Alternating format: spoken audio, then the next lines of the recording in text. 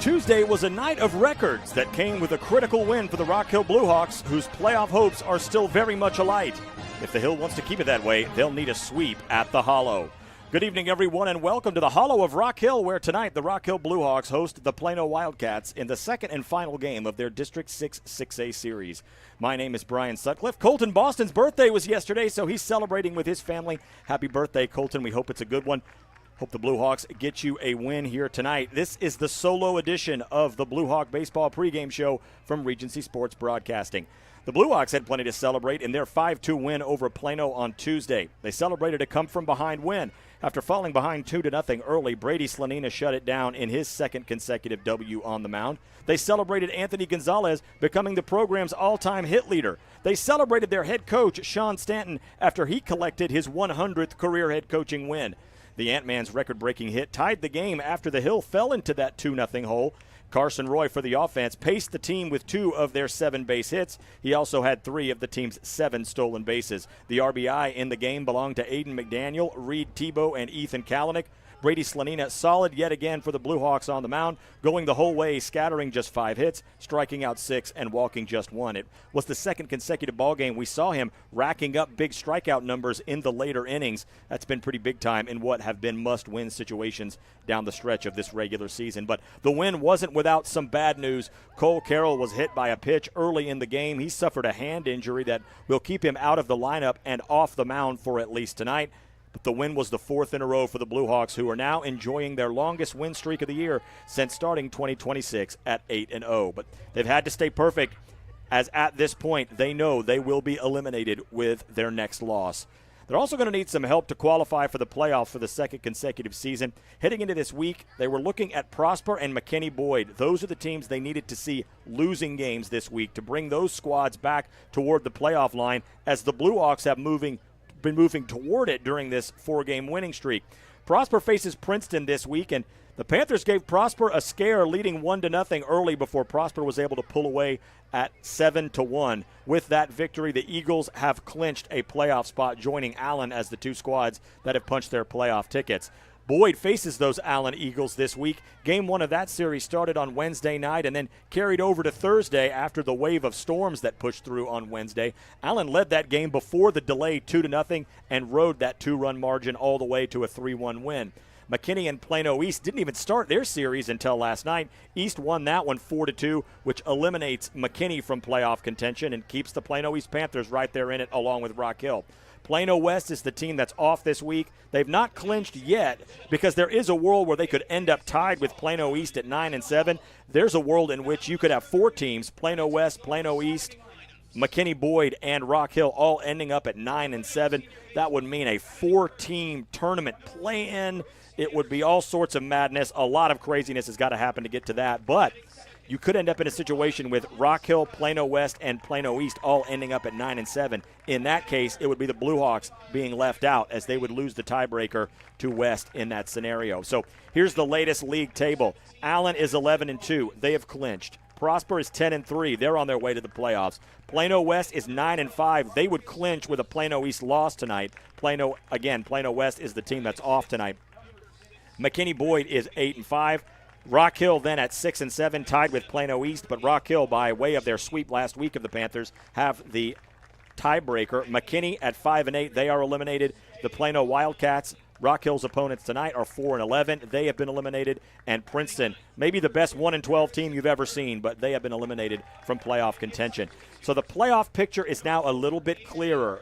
The clearest path to the playoffs for the Bluehawks is to pass McKinney Boyd. That can only happen if the Bluehawks stay hot and win their last 3, starting with tonight's game. When the Bluehawk Baseball pregame show continues, we'll break down tonight's critical game, too. This is Bluehawk Baseball from Regency Sports.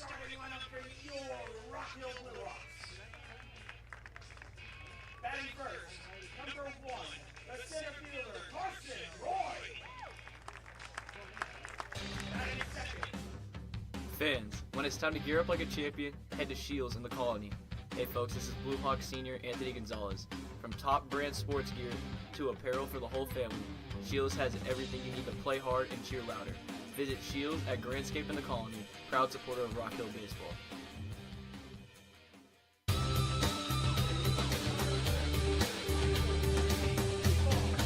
Welcome back to the Hollow of Rock Hill, where the Blue Hawks send Trevor Stum to the mound with Cole Carroll on the shelf for a bit with an injury. And we've said all year that playoff teams need to go more than 2 deep if they want to be viable playoff contenders. Well, Stum has the chance tonight to deliver what would be one of the most critical wins of the year for the Hill. In his last outing just this past Saturday in the non-district win over Lebanon Trail, Stum allowed a single hit in 2 innings.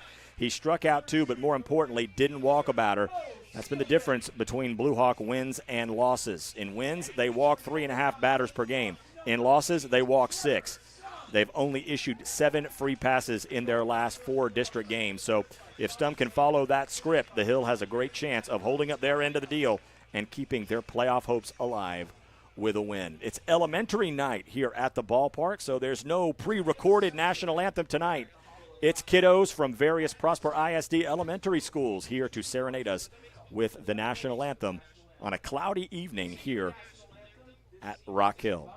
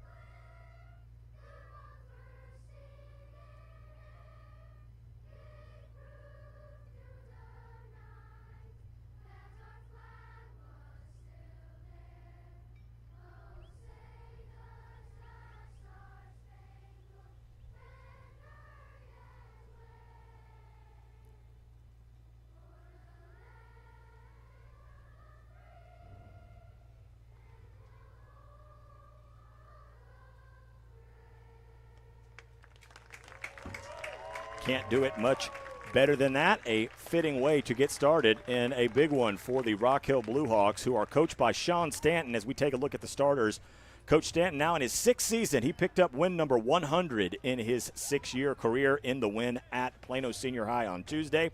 His 2026 Blue Hawks are 16-9-2 overall, but at 6-7 in District 6-6A. They've got some work to do if they want to make the playoffs for the 2nd consecutive season. This is the lineup that will face Plano's starter, Jonathan Owens. Carson Roy's the center fielder. He'll lead off. He'll be followed by the left fielder, Ethan Kalanick.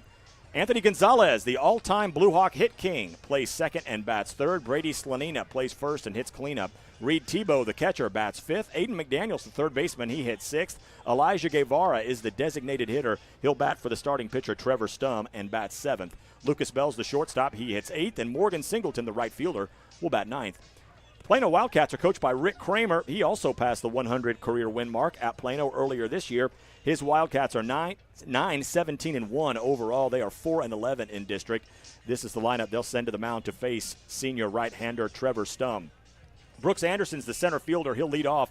Thomas Gazda, the shortstop, bats second. Jackson Ray is the left fielder. He hits third. Jonathan Owens is the pitcher. He bats cleanup. Right fielder Marcus Willis bats right behind him in the 5 spot. Rhett McGee is the first baseman. He hits sixth. Oliver Tuning plays second and hits seventh. Sujay Palana Hartley is the designated hitter, batting for the starting catcher, A.J. Hurd. And Harrison Kerr is the third baseman. He will bat ninth. So both teams will be without key contributors tonight. Cole Carroll for the Blue Hawks, and for the Plano Wildcats, Mr. Marshall Cohn, having an all-district type campaign. I want to wish Marshall well. The Cohns are close friends of mine. Marshall's dad, Matt, was my broadcast partner. I think it was about 20 years ago now in the season we called of Plano ISD football. So Matt, Tina, Marshall, if you are tuning in tonight, wish you guys all the best. Marshall, we wish you well. I know the Blue Hawk coaching staff had a lot of great things to say about you as we got ready for the game here tonight. Trevor Stum takes his warm-up tosses, the senior right-hander. will make his 9th appearance, his 7th start. He is 1-2 with a 7.23 ERA in 20 1/3 innings. He's allowed 25 runs, 21 earned on 22 hits. He has struck out 17 and walked 21. He's allowed an opposing batting average of .258. His last appearance was in non-district play just a few days ago on Saturday of the 6-4 win here over Lebanon Trail. Got the start, only went 2 innings. That was one of those every guy in the bullpen type games. Went 2 scoreless innings, allowed 1 hit, struck out 2, didn't walk anybody. And that's the biggest number maybe of the season for the Blue Hawks, as we said during the pregame. Walk a little bit under 4 per game in wins. They walk 6 per game in losses. It is 81 degrees. It's been somewhat dreary and cloudy, but it looks like the clouds are trying to break a little bit here at 7:31 p.m. The first pitch from Trevor Stum is topped on the left side. Aiden McDaniel charges in. His throw is right on the money. Brooks Anderson is a 1-pitch first out here in the top of the first.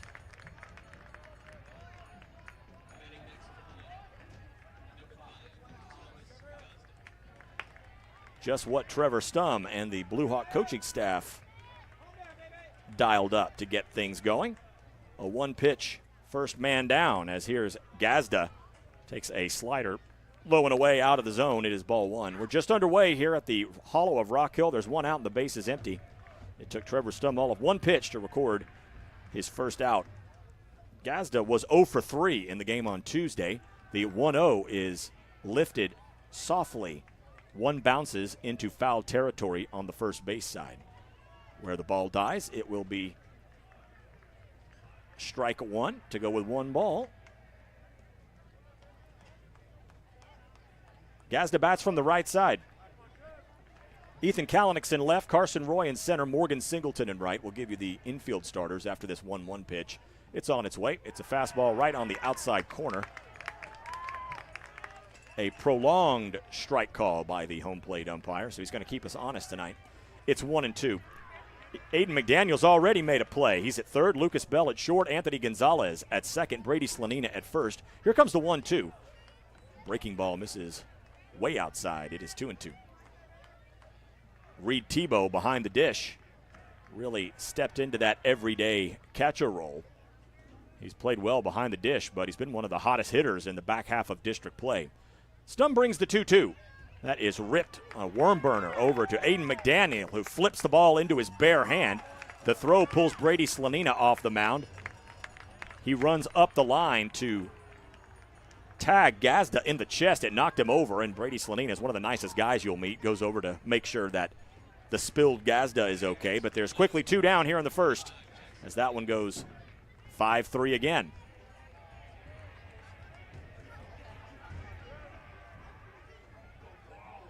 Aiden McDaniel's been challenged early, and he's been up to the task. First pitch in on the fist of Jackson Ray. He rolls it slowly over to the Rock Hill dugout on the third base side. Foul, 0-1. There is a stiff wind blowing straight out to left, so these are not big dimensions in this ballpark. Not going to take much to get it out of here tonight. Here comes the 0-1 to Ray. Fastball missed a little bit inside. Tebow pumps his glove out there to say that's exactly where I wanted it, but didn't get enough to get the call. It is 1-1. Bases empty, 2 out here in the top of the first. Carson Roy, the center fielder, playing Ray to pull a bit. Here's the 1-1.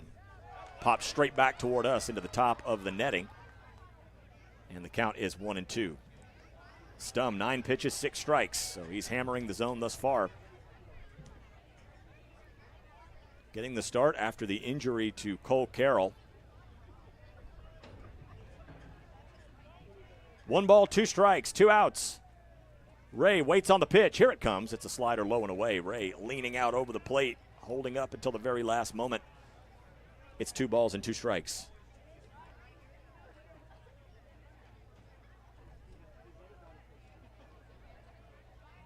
Stum works off the first base side of the rubber, moves into the windup. The 2-2. Misses low and away, and the count goes full. Ray was 2 for 2. Drew a walk, scored a run in the 5-2 Blue Hawk win on Tuesday out at that beautiful facility on the campus of Plano Senior High School. They were the first of the 3 high schools to get their renovated stadium up and running. Here comes the 3-2. reaching and rolling over to the left side. Lucas Bell has plenty of time. His throw is low, but it's backhanded right off the turf by Brady Slanina. It's a 3-up, 3-down frame for Trevor Stum. Needs only 12 pitches to sit the Wildcats down in order. We're through a half inning here at the Hollow of Rock Hill. It's Plano nothing. Rock Hill coming up. This is Blue Hawk Baseball from Regency Sports. Fans, when it's time to gear up like a champion, head to Shields in the Colony. Hey folks, this is Blue Hawk senior Anthony Gonzalez. From top brand sports gear to apparel for the whole family, Shields has everything you need to play hard and cheer louder. Visit Shields at Grandscape in the Colony, proud supporter of Rock Hill Baseball.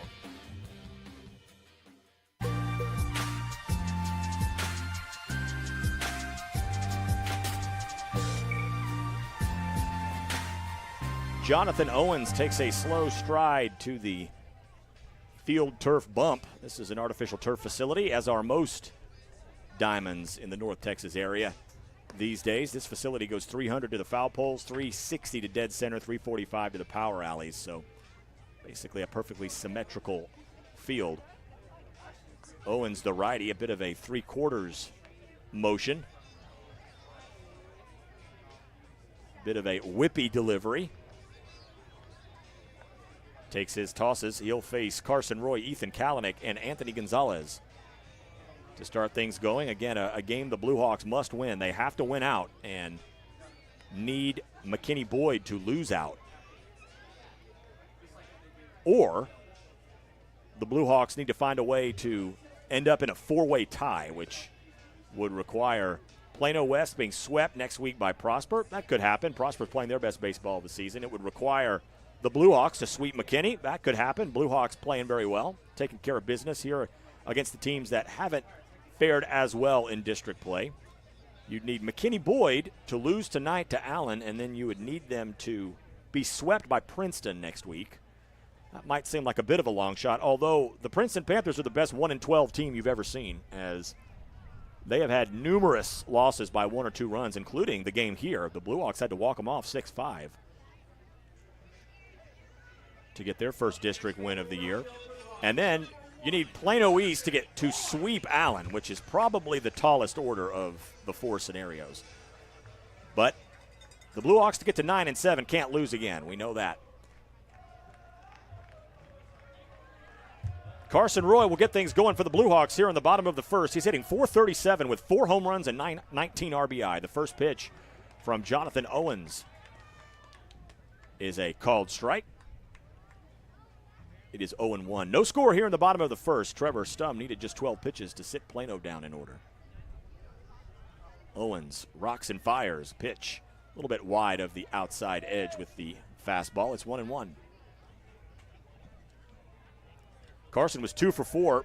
Scored a couple runs. Swiped 3 bags for the Blue Hawks, who stole 7 in the game. Here's the 1-1. Fastball outside, 2-1.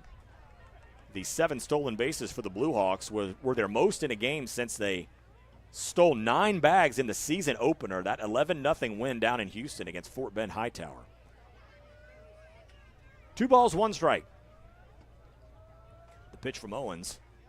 That dives late and catches the upper part of the zone. Late vertical movement on that pitch from Owens. We've seen that a couple of times. Both strikes have been called on pitches that look like they might be a little bit high coming in. Owens works off the third base side of the rubber. The 2-2. That is a breaking ball that dives too low, fills the count at 3-2. Carson's got a 4-game hitting streak, just 1 off his season high. 3 balls, 2 strikes. Here's the payoff pitch. Got him swinging. Good changeup. Carson Roy's a strikeout victim. That was the scouting report on Owens in the Blue Hawk dugout prior to the games. Throws a mean changeup. Ethan Kalanick's got a 3-game hitting streak of his own. He is the leading hitter for this team in district at .371. The first pitch misses wide. 1 ball and no strikes. Bases empty, 1 out, bottom of the first. We are scoreless. Kalanick waits on the 1-0. That is lifted into foul territory down the right field line.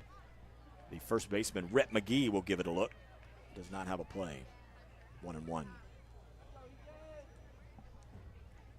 Blue Hawks will not have a Saturday game this week.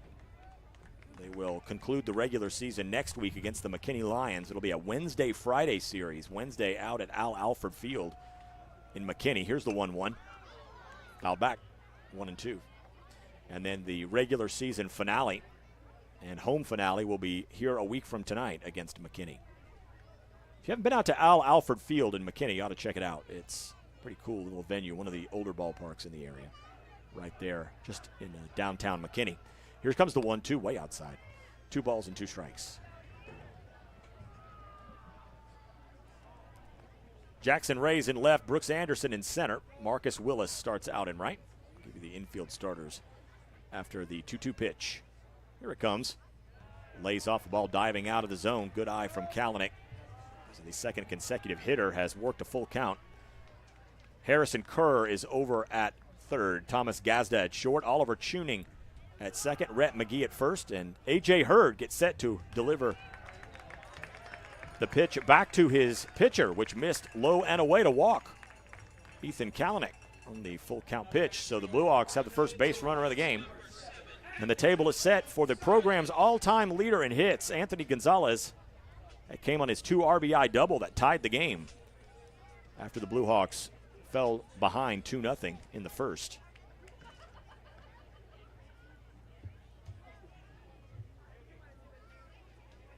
Anthony has 8 RBI in his last 5 games. He's been a run-scoring machine. He's getting his wardrobe situated. Looks like he's looking at the play card. Now he's getting his left glove on.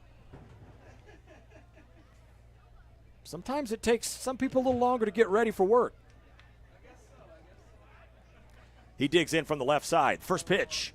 Fastball low, ball 1. Big secondary lead for Kalanick. He scampers back, no throw.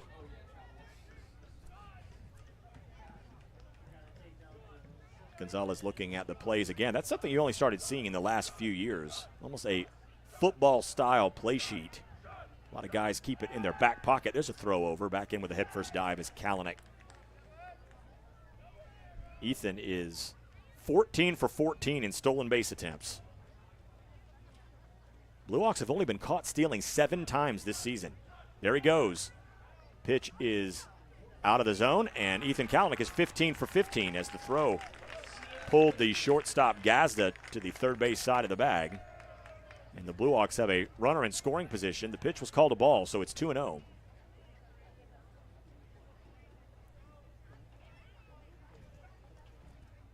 That is the 77th stolen base for the Blue Hawks. The 2-0 is lifted to center, right at the center fielder Brooks Anderson. Bluffing the tag and heading back to second is Gonzalez. There is 1 out for Brady Slanina.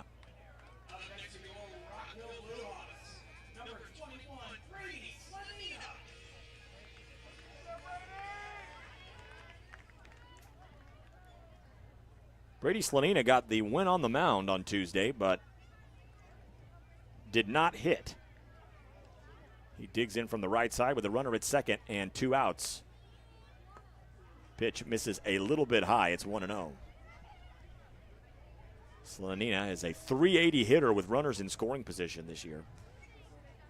Hitting .386 with 2 home runs and 23 RBI. He's the program's all-time leader in ribbies. The 1-0. That is popped up. It will get out of play on the right side. It is 1-1. We're in the bottom of the first. No score. Blue Hawks have the first base runner of the contest. It's Ethan Kalanick. He stands out at second with 2 outs for Brady Slanina.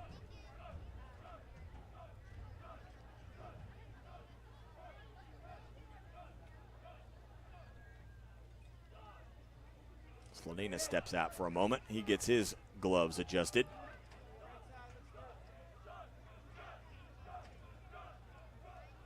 Gets reloaded. Kalanick away from second. 1 ball, 1 strike, 2 down.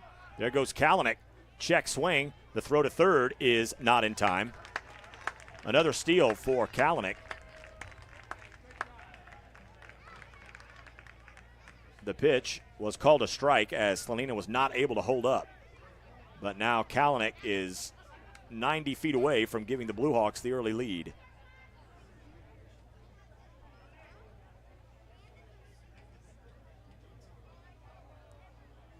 Kalanick at third. 1 ball, 2 strikes, 2 outs. The pitch to Brady. Fastball low and away.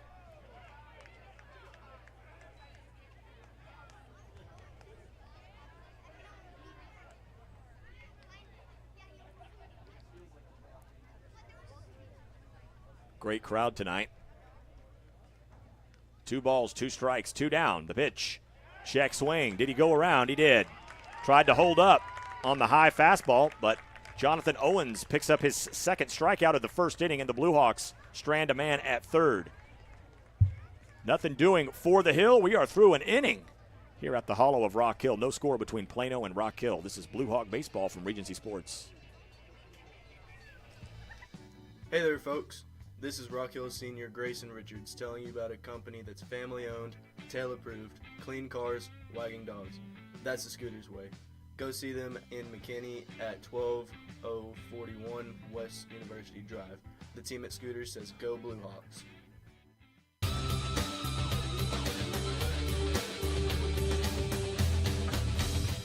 To the second inning we go. Blue Hawks with a walk and a couple stolen bases end up with Ethan Kalanick over at third base.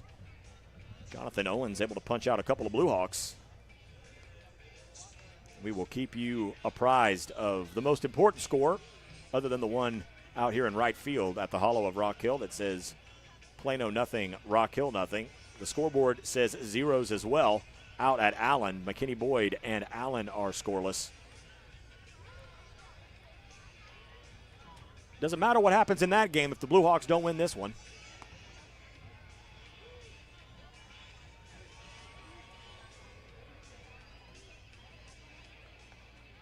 Trevor Stum taking his warm-up tosses. He will face Jonathan Owens, Marcus Willis, and Rhett McGee.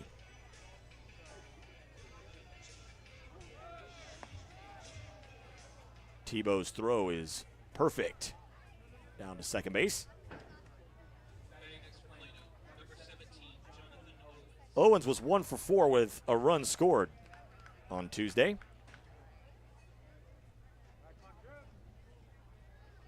Plano jumped on Brady Slanina, jumped out to a 2-0 lead, and then Brady really locked it in. And for the second consecutive start, saw the strikeout numbers rise as the game progressed, and the first pitch hits Owens in the back.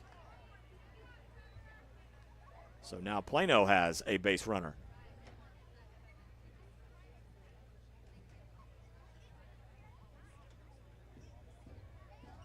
And Owens will be run for as a fresh Wildcat comes jumping out of the first base dugout. Plano in their road grays. It's gray and maroon.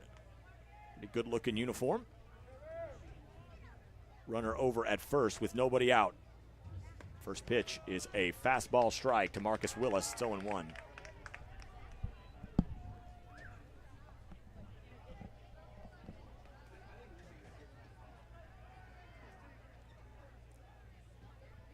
Willis waits on the 0-1 pitch. It's on its way. Little check swing rolled softly down the first baseline. That will bring Brady Slanina off the bag. He applies the tag, but that's as good as a sac bunt as it moves the courtesy runner into scoring position with 1 out for Rhett McGee.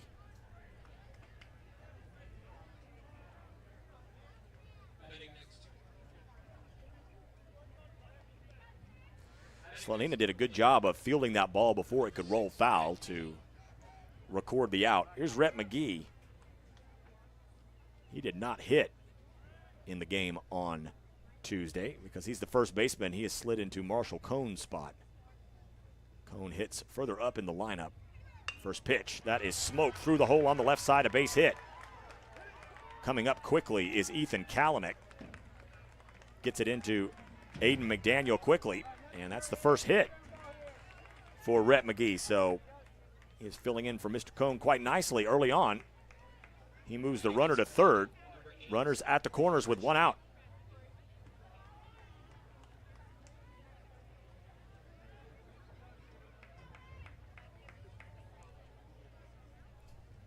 Here's Oliver Tuning. He was hitless in 3 at-bats, and he's already squared around. First pitch takes a fastball high, ball 1. Rock Hill in their home white uniforms, with Rock Hill across the front in the blue letters. White pants. They got the two-tone hat, white on the front, black on the back. Say that 10 times fast. Here's the 1-0. Fastball, middle, strike called, 1-1.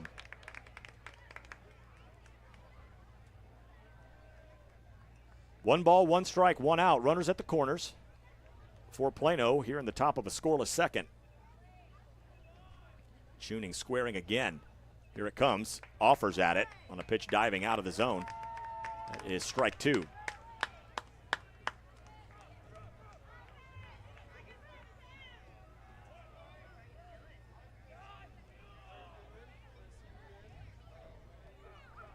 Rhett McGee over at first. We have not seen a number yet on the runner at third. Stum looks, fakes the throw to third, then spins and fakes the throw to first.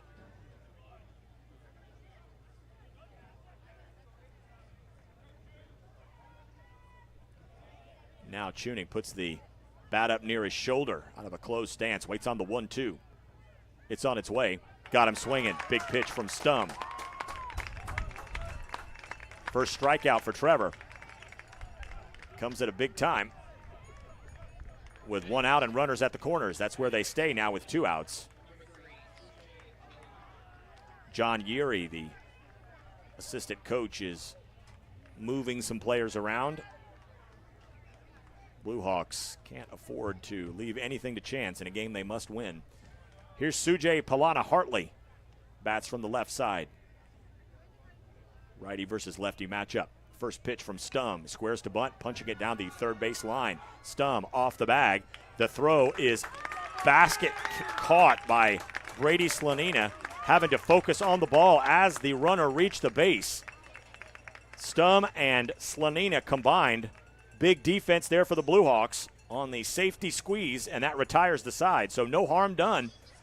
Plano leaves a couple, one of them in scoring position. After an inning and a half, it's Plano nothing and the Blue Hawks nothing. This is Rock Hill Baseball from Regency Sports. I'm Rock Hill senior Brady Slanina. Baseball season is in full swing. Why not renew your home for the spring with custom shelving from Urban Farmhouse Group? The products can be found by searching Urban Farmhouse Group on Etsy.com. The Blue Hawks want to thank Urban Farmhouse Group for their support of the Rock Hill Baseball broadcast.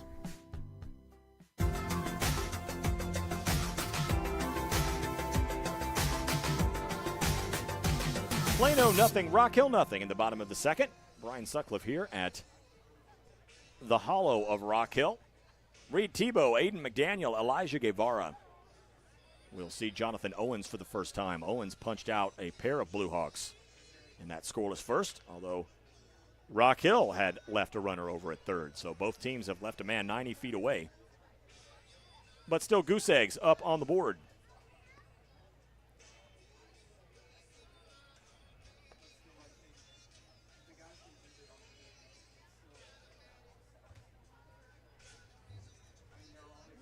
They're in the bottom of the second now at Allen. Still no score, but Allen has runners at first and second with nobody out. Again, the Blue Hawks need to win out, and then the clearest path to the playoffs would be McKinney Boyd losing tonight and then being swept by Princeton next week. Because the Blue Hawks were swept by McKinney Boyd, and if you recall, the Blue Hawks led the game out at McKinney Boyd in the top of the seventh and led in the late innings here. Had a chance to win both of those games, but came up empty in both, and that sweep is looming large in the quest for the playoffs. Here's Reed Tebow, first pitch. Drops in a little bit low, ball 1. Tebow in district hitting .353. He is third on the team in hitting in district, and he's just marched his way up this lineup as we've moved through the district schedule. The 1-0 cut on and missed. Big hack there from Reed. Evens the count at 1-1. Knocked in his 9th RBI of the season in the win on Tuesday. Here's the 1-1 way outside.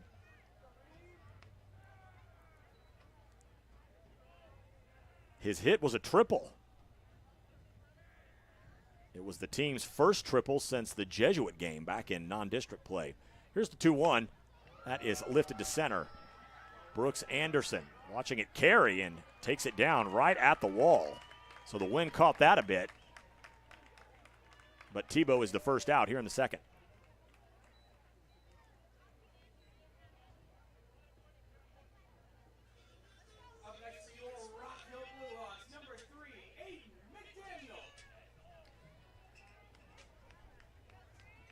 Aiden McDaniel's fourth on the team in RBI with 15. He had number 15 on Tuesday, the 5-2 win out at Plano.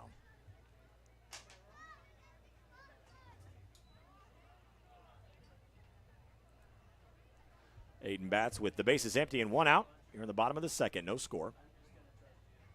First pitch, fastball, strike called, 0-1 on the outer half.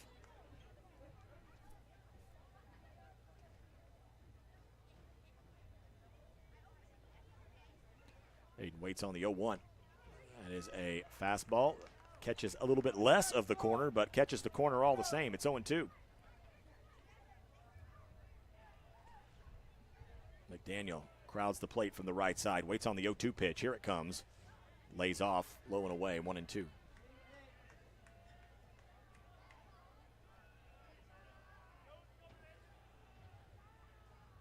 Quickly back to work. Owens brings the 1-2. Not close. Low and away. 2 balls and 2 strikes. Owens is at 28 pitches. Trevor Stubbs needed just 21 to get through the first 2 innings.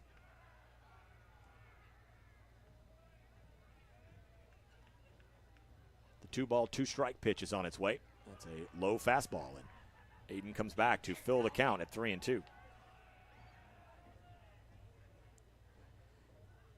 Aiden has 18 free passes this year. That's good for second on the team.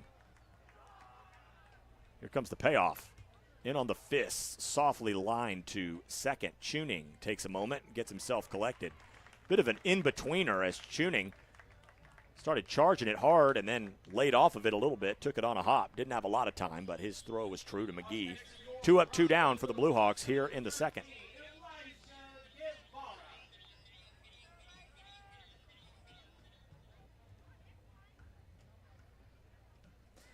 So Elijah Guevara will try to get things going here with 2 outs. Did not bat in the win on Tuesday. Righty versus righty, the matchup. The first pitch from Owens. That's a good breaking ball that catches the inside edge, 0-1.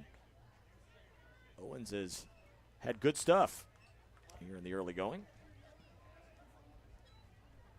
The 0-1 pitch, topped softly on the left side, going to be a tough play. Harrison Kerr, the third baseman, takes it off a short hop, and on the trot, throws a strike to Rhett McGee at first. So a crisp 3 up, 3 down frame. We're quickly through 2 here at Rock Hill. Still no score between the Wildcats of Plano and the Blue Hawks of Rock Hill. This is Blue Hawk Baseball from Regency Sports. This is senior Morgan Singleton from your Rock Hill Blue Hawks. Are you hungry for better meals without the hassle? Discover Wild Fork, your destination for chef-quality meats, seafood, and flavor-packed meal delivered frozen fresh to your door. From fresh, not frozen, premium steaks and seafood to ready-to-eat favorites. Wild Fork makes every meal unforgettable with variety as big as Texas. Visit the Wild Fork location in Prosper, Aquate, and 380 and taste the difference for yourself. Wild Fork, real food, real flavor, and real easy.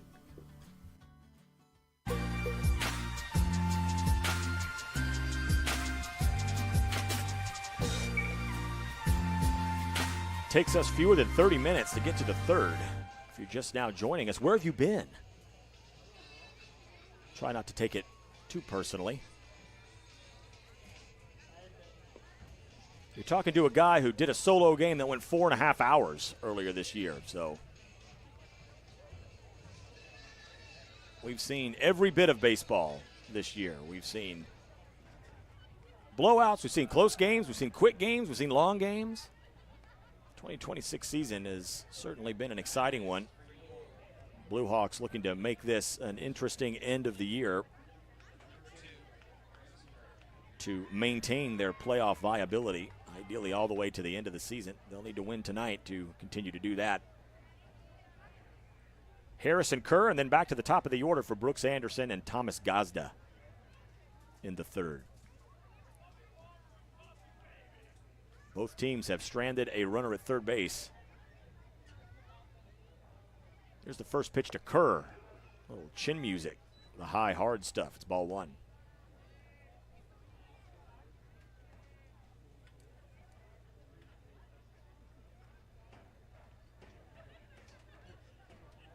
One 0 pitch. High, hard stuff. This time Kerr can't lay off. Cut on and missed. It is 1-1.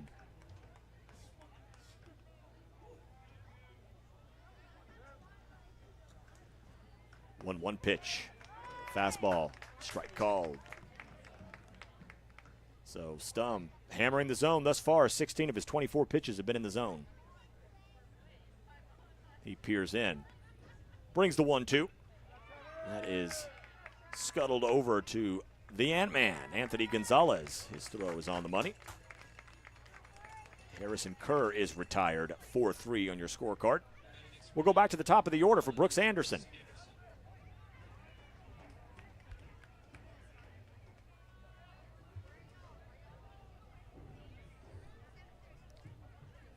Anderson is 0 for 1. He grounded out to Aiden McDaniel on the first pitch of the ball game.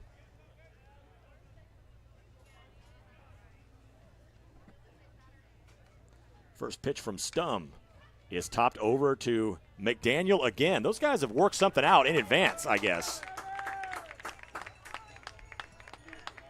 Anderson has seen 2 pitches, both of them ground outs to Aiden McDaniel. There's 2 down.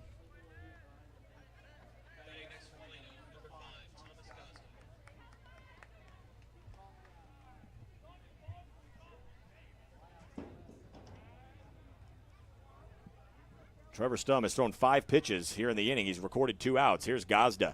First pitch is a pumped-in fastball for a strike, 0-1.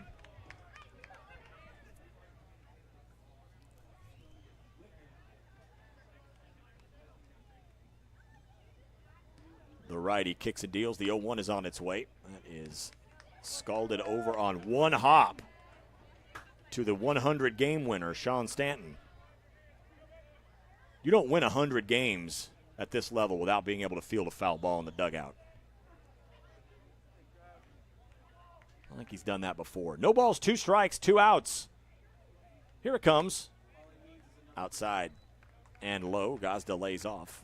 It is 1-2. They had a really nice ceremony for the skipper, Jeff Smith, the athletic director, who incidentally used to be the Plano ISD athletic director.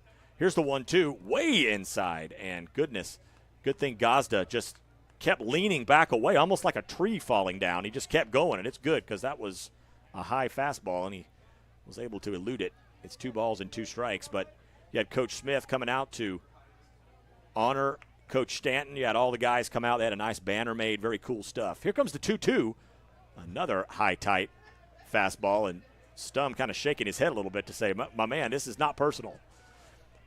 3 balls, 2 strikes, 2 outs, bases empty. Stum trying to record his second 3-up, 3-down frame in 3 innings. Here's the payoff pitch, but he lost him. Stum goes down to a crouch, frustrated with himself. It's a 2-out base runner. First walk allowed by Trevor. Here's Jackson Ray. He is 0 for 1, grounded out to Lucas Bell on a full count pitch to end the first. Gazda over at first. No score here in the top of the third. 2 outs. Stum returns to the stretch. The first pitch that is hit on a couple of hops over to Aiden McDaniel, who has been absolutely money thus far tonight. His throw is true. And Trevor Stum, hat off, leaves the field with his buddies. It is the 3rd man left for Plano. We are through 2.5 on our way to the bottom of the 3rd, still looking for our first run. This is Blue Hawk Baseball from Regency Sports.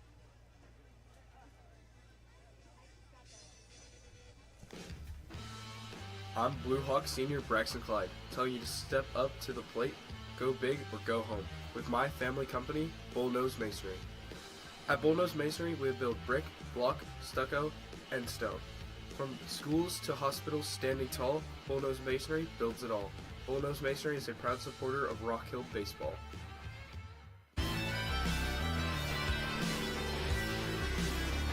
We're watching two scoreboards here tonight. The one here at the Hollow says Plano nothing, Rock Hill nothing. The one at Allen says Allen 1, McKinney Boyd nothing.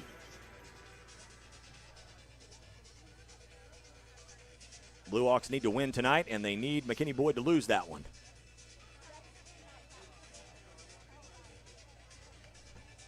Lucas Bell, Morgan Singleton, then Carson Roy, the 8-9-1 hitters, facing Jonathan Owens, who's been good thus far. Blue Hawks don't have a hit yet.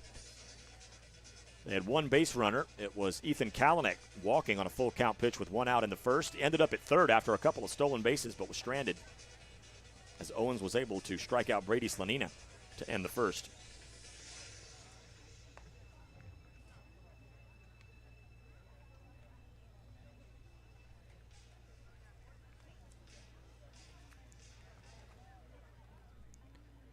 Lucas Bell hitting .250 for the season, no home runs and 4 RBI, but he's hitting .333 in his last 5 games. He's picked a good time to start heating up.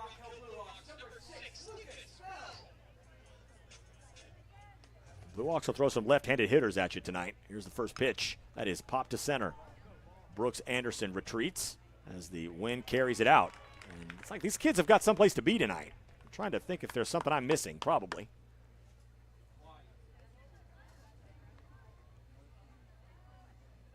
One pitch, one out here in the third. Speaking of left-handed hitters, here comes Mo. Singleton hitting just under .290 for the season. He's got a 2-game hitting streak. The first pitch. This is a little bit low, 1-0. Owens at 34 pitches, 17 balls, 17 strikes. The 1-0 is on its way. This is low and in, 2-0. Carson Roy on deck.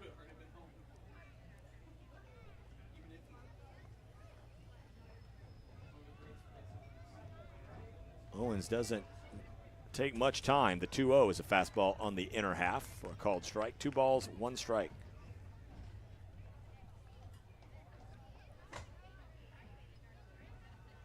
Owens back to work, squaring to bunt and putting it right in front of A.J. Hurd, who flies out from behind the dish. His throw is up the bag. Great play there by Singleton not to turn towards second base because Marcus Willis did a really good, that's the second baseman, Tuning, doing a really nice job backing up.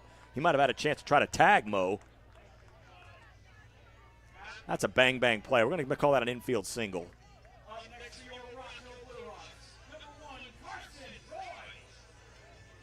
That's the weapon that Singleton is. If he puts the ball on the ground, there's a good chance he's getting on base. That's the first Rock Hill hit. Here's Carson Roy. Struck out swinging his first time up. Lots of speed over at first. Singleton's 13 for 13 in stolen base opportunities. He gets his lead. First pitch to Carson. Hits him on the left arm. So Blue Hawks have something going here in the bottom of the third. Runners at first and second with 1 out for Ethan Kalanick. Singleton moves to second.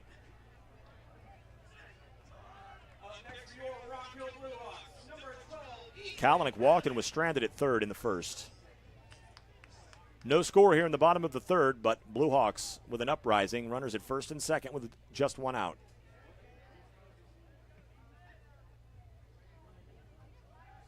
Owens turns and looks Singleton almost all the way back to second. He stopped about 2 feet short. Owens kept looking at him, and he said, all right, if you're going to make me touch the bag. He gets his lead from second. Carson Roy behind him at first. Squaring to bunt. Kalanick pulls it back. Pitch misses inside and low, 1-0.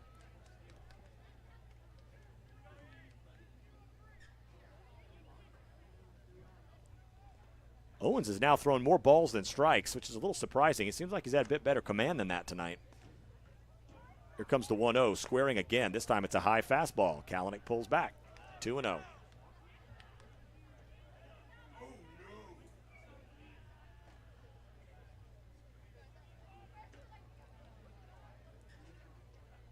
Owens quickly back to the stretch.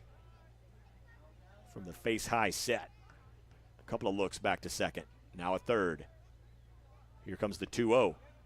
That gets over for a strike.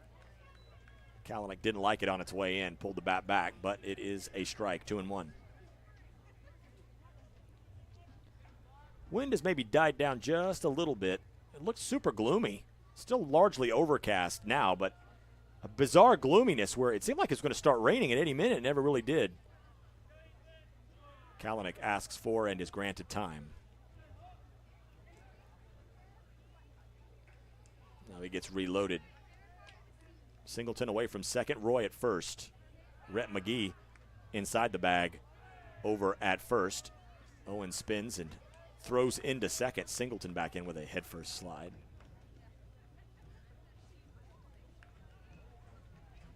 Two balls and one strike, one out, runners at first and second. Kalanick waits on the pitch.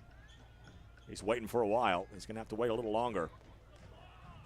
Owens looks Singleton back into second. That's what speed on the base paths does. It takes your focus away from the task at hand, which is throwing to the batter. It gives you a lot to think about. Here's the 2-1. That is popped up. Short left field. The shortstop is the man over to get it. Thomas Gazda fighting wind and lights, but manages to put it away for the big second out.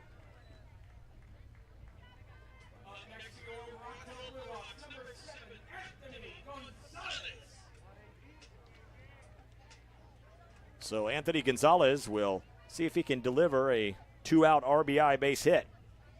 Singleton still at second, Roy at first. Gonzalez lined out to center his first time up. The first pitch that is hit on one low hop over to Tuning at second. His throw to first is true. And the Blue Hawks are turned away. The teams have now left three apiece through 3 innings. Let's go to the fourth, why don't we? Still looking for our first run. Plano and Rock Hill are scoreless. This is Blue Hawk Baseball from Regency Sports. This is Senior Blue Hawk Carson Cooley. First Graphic Services is a Prosper ISD family-owned sign and graphics company that has been providing graphic solutions for over 30 years to the North Texas area. They specialize in signs for home builders, developers, political candidates, school districts, realtors, as well as many other local businesses. Check them out on social media or hit them up on their website at www.firstgraphicservices.com.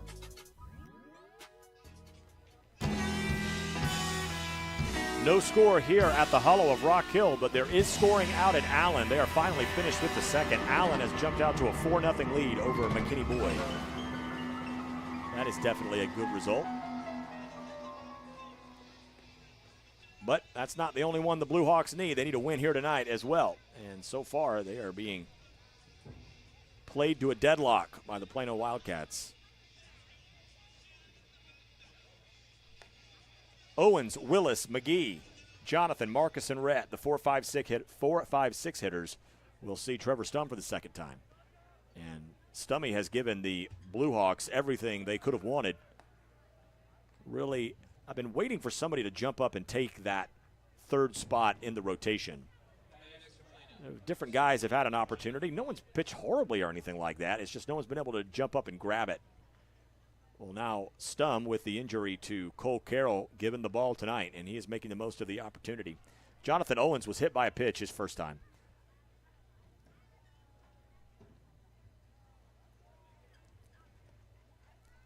I still don't think Stum gets enough love for being what is certainly the program's all-time leader in hit by pitches earned.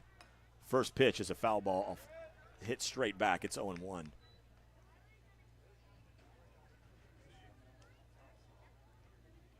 I asked Coach Stanton the other day if he actually had a number on that. He said he should have been tracking it. There is no way anyone in Blue Hawk history has been hit more than Trevor Stum. The 0-1, fastball low and away, 1-1.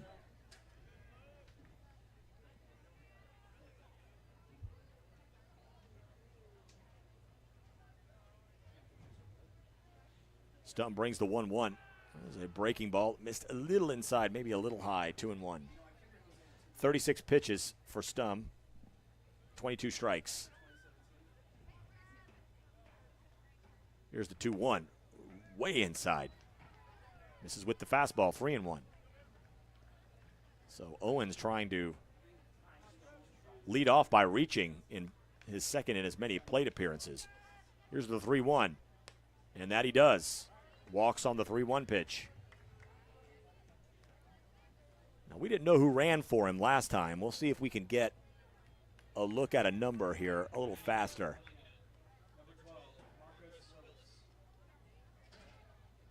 Still can't see it.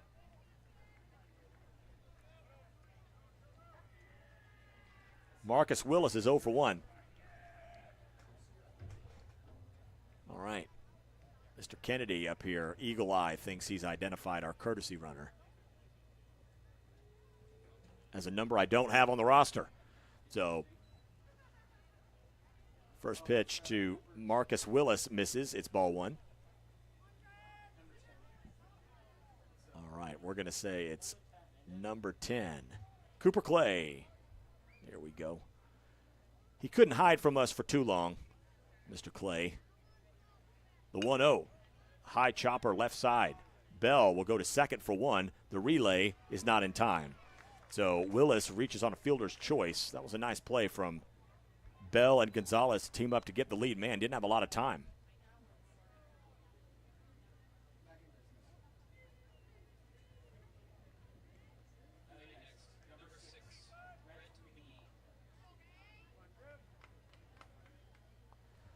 Rhett McGee singled his first time. He has the Plano hit. Now it's Marcus Willis over at first. 1 out. No score here in the top of the 4th. McGee squares to bunt, takes the pitch low, ball 1.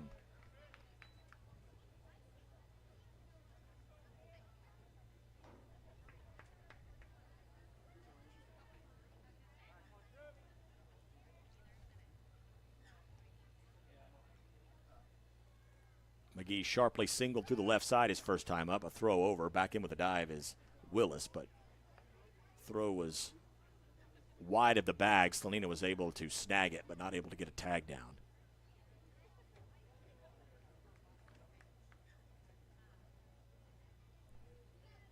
McGee waits on the 1-0. There goes the runner. The hit and run is on. Nice short hop snag by Aiden McDaniel, who has been flawless over there. He's having one of the best defensive games of the season. His throw to Slanina is on the money. It moves Willis to second, but it's the second out.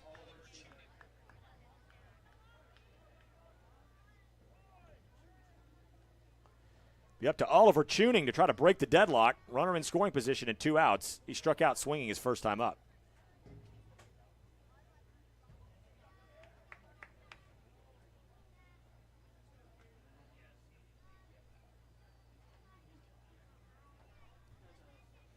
First pitch. Fastball a little low, ball 1.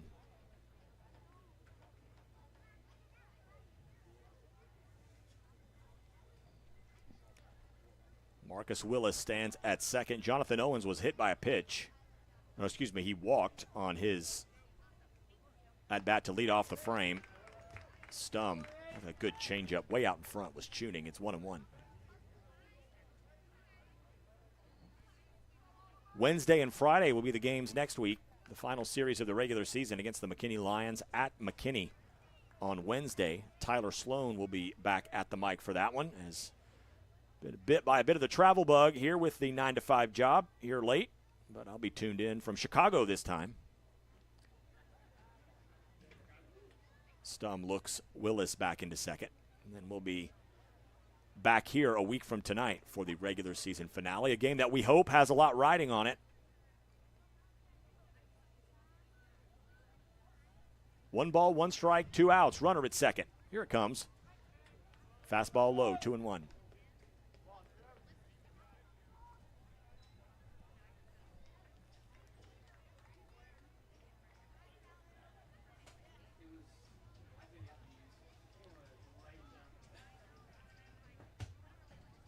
Marcus Willis gets his lead from second. 2 balls, 1 strike. Here it comes with 2 down. Pitch from Stum. Grounder on the left side. There's McDaniel again. This one is the toughest opportunity he's had to try to make. The ball falls off the tip of his glove. That was a tough play with good speed over from Tuning. We'll give him an infield single.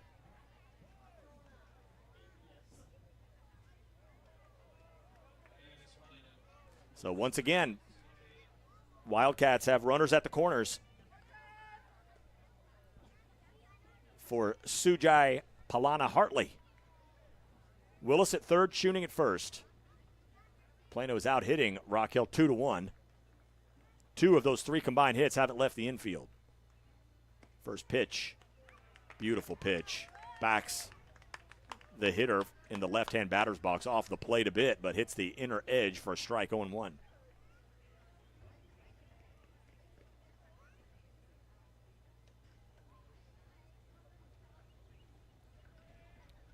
No balls, 1 strike, 2 outs. Plano looking to strike first here in the top of the 4th.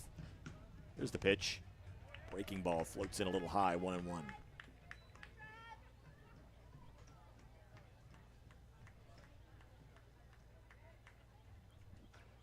Blue Hawks will have Slanina, Tebow, and McDaniel up in the bottom of the 4th, hoping to still be scoreless. Stum fakes to both bags once again, nobody moving.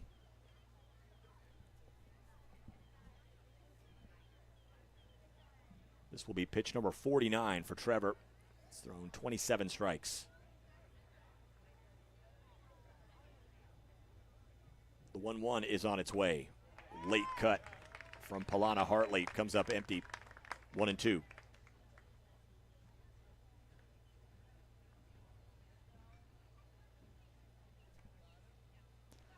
Plano's had opportunities. They've left 3 on.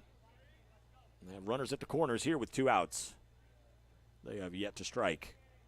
1 ball, 2 strikes. The pitch. Very late, barely getting a piece, was Plano Hartley. He fouls it away to the left. Count will stay right here at 1-2.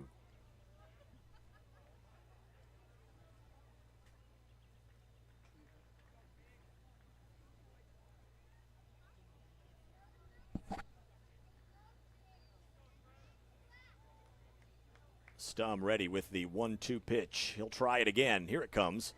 That is bounced in, gets away from Tebow for a minute. He's able to snag it before Willis is able to break for the plate, but Tuning does move to second. That'll be a wild pitch. So now 2 runners in scoring position with 2 outs. 2 balls, 2 strikes, 2 down. Plano led 2-0 in the first on Tuesday before the Blue Hawks ripped off 5 straight to win that one 5-2. Looking to take the first lead for the second consecutive game. The 2-2 got him swinging. Tebow fires down to first after the ball got past the catcher. The throw down to first is true. It is a 2-out punch out. Another big pitch from Stum.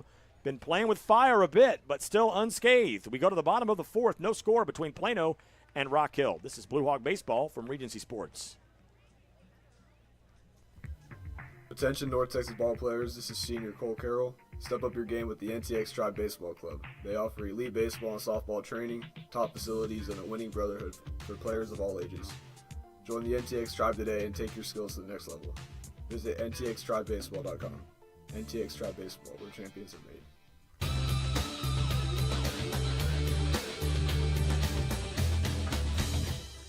Plano nothing, Rock Hill nothing as we go to the bottom of the 4th. Brian Sutcliffe here on the campus of Rock Hill High School. Brady Slanina, Reed Tebow, Aiden McDaniel, the 4, 5, 6 hitters, facing Jonathan Owens for the second time as we've been at it less than an hour and we're halfway through the game.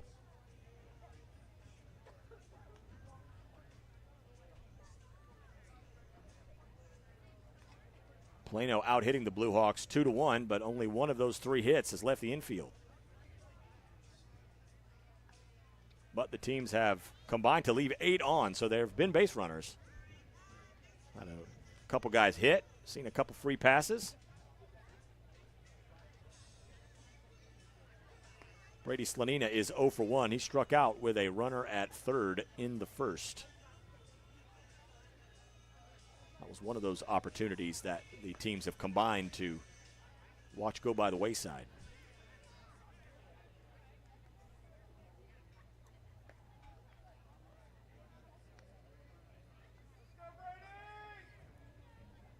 See what else is going on around the district. Now, Prosper has not needed much time to jump all over Princeton. They're the top of the 3rd. Prosper leads that game 9-1. Prosper has really found its game over the last week and a half.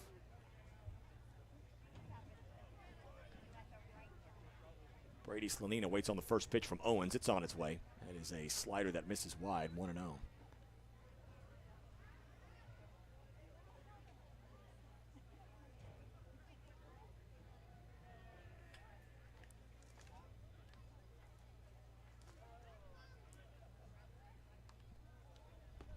One-0 pitch. Owens trying to get Brady to offer at that slider low and off the plate, but Brady's not having it. It's 2-0. Brady has hits in 5 of his last 6 ball games. Here's the 2-0. That bounces in. It's 3-0. In 3 of those 5 ball games, he has multiple hits.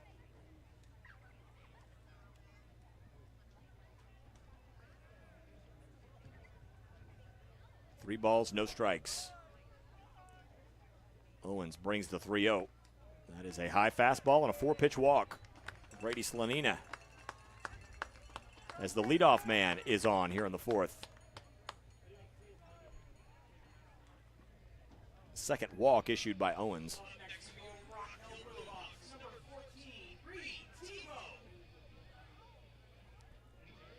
We will have a runner for Slanina. We got Carson Cooley over there. Who we got?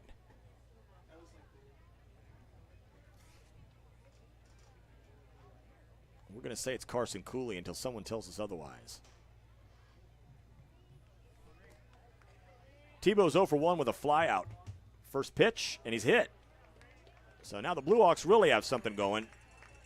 First and second with nobody out, trying to score first.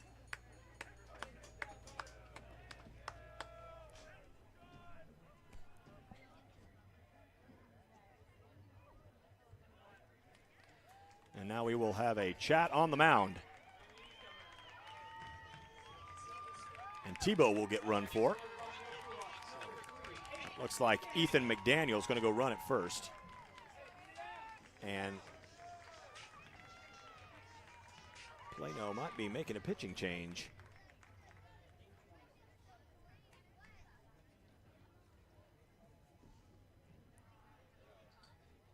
Yep, it will be a new pitcher. So Jonathan Owens' night is done. I think that's Jackson. Is that Jack? No, that's not Jackson Ray.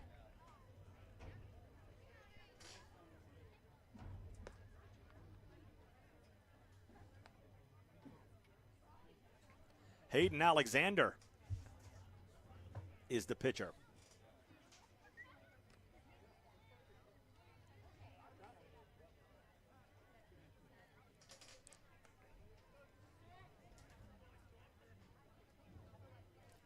We have no score here in the bottom of the 4th, but the Blue Hawks have runners at first and second and nobody out in a game they have to win. Alexander taking his warm-up tosses. He's another righty.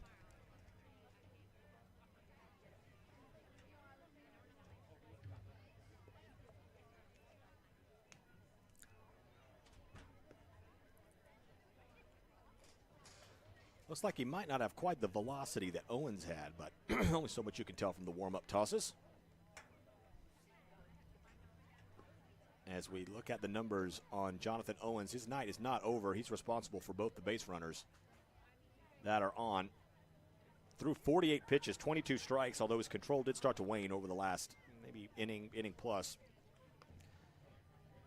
No runs allowed yet on just the one hit that came from Mo Singleton on an infield bunt. Struck out 2, walked 2, hit a couple.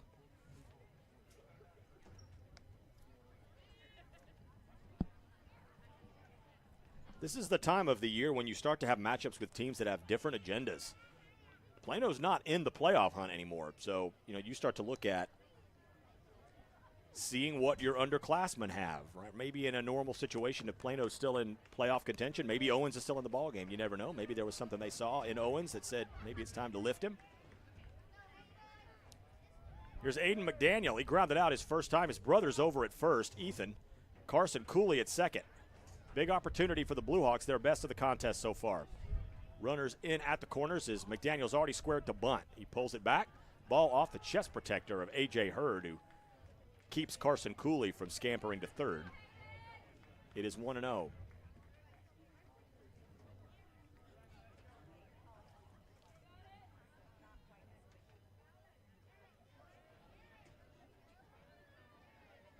McDaniel waits on the 1-0 pitch from Hayden Alexander. Hayden has squared. He's got that bunt ready to roll. Pulls it back. Pitch misses low, 2-0.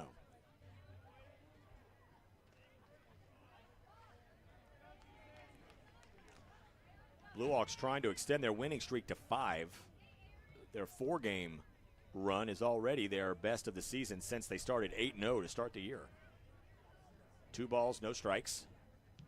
McDaniel looking like he wants to bunt again. Here it comes. Pulls it back. Missed low, 3-0.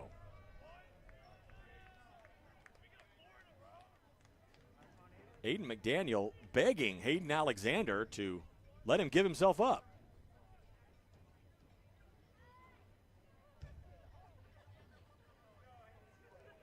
Three balls, no strikes. Hayden squaring again.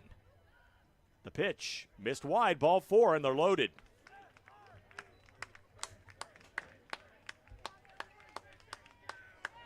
Big moment here for the Blue Hawks as Elijah Guevara strides to the plate. He's 0 for 1 with a ground out. The bases are loaded with nobody out. No score, bottom 4.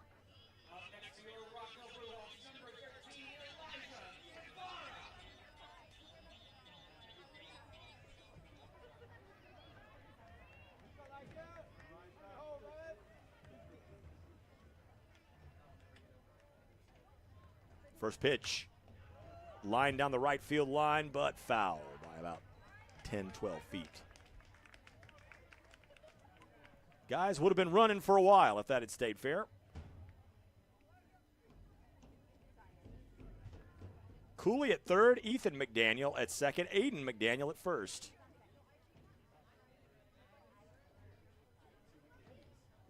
The bases are loaded, nobody out.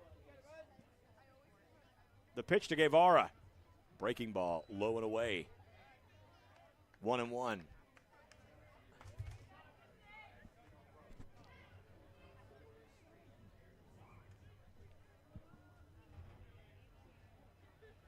Alexander working out of the stretch with the bases loaded. Works to the first base side of the rubber. 1 ball, 1 strike.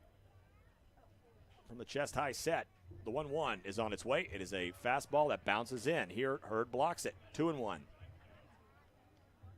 Alexander's thrown 7 pitches, 6 balls.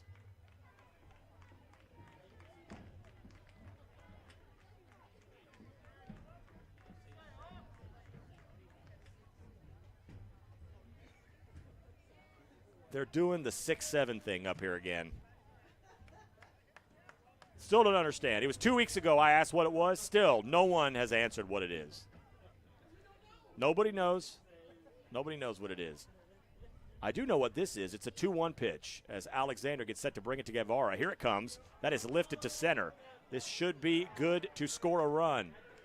Brooks Anderson underneath it. Tagging at third and scoring is Cooley. It's an RBI sac fly for Elijah Guevara. And the Blue Hawks have a 1-0 lead. That was not Carson Cooley that scored. That's how you find out.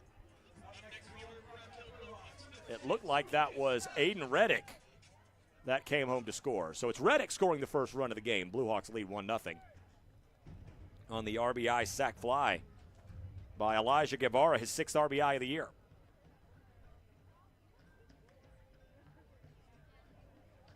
And Alexander's been lifted.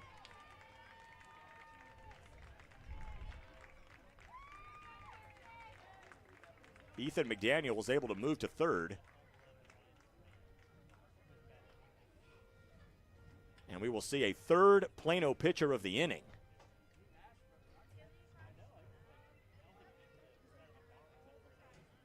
That looks like a 7 on that jersey.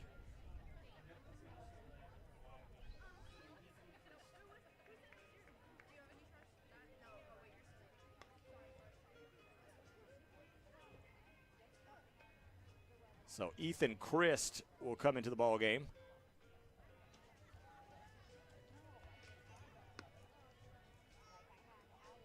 He saw action in the game on Tuesday. He threw 1 pitch. So he's well rested.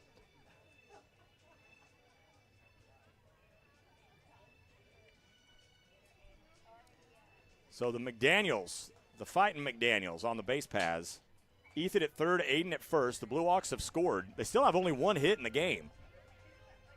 They have scored this run on a walk, a hit by pitch, another walk, and a sac fly. That is called taking what your opponent gives you. When you got to win out, you'll take them any way you can get them. Rock Hill leads 1-0 here in the bottom of the fourth.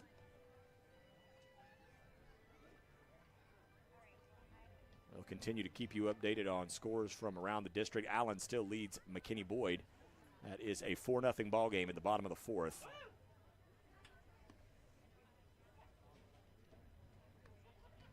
Plano East and McKinney finishing their series.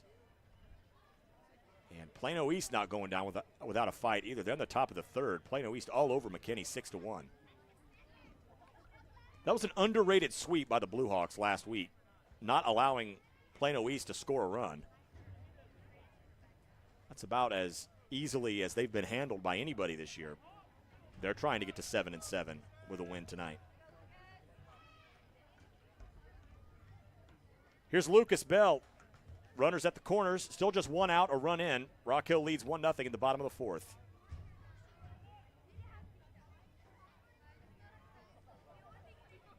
Third baseman Harrison Kerr playing even with the bag over at third. Rhett McGee holding Aiden McDaniel over at first. Squaring to bunt. Very late jump for McDaniel. He runs to second. The ball was actually thrown to the shortstop, Gazda. Excuse me, that's Jonathan Owens now over at short.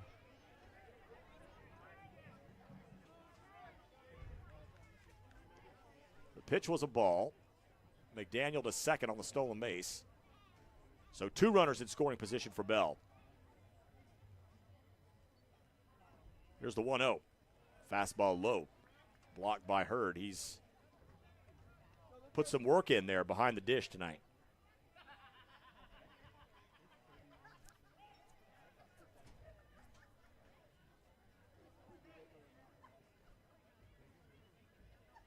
Two balls, no strikes. Runners at second and third. Here it comes. Missed high. 3-0.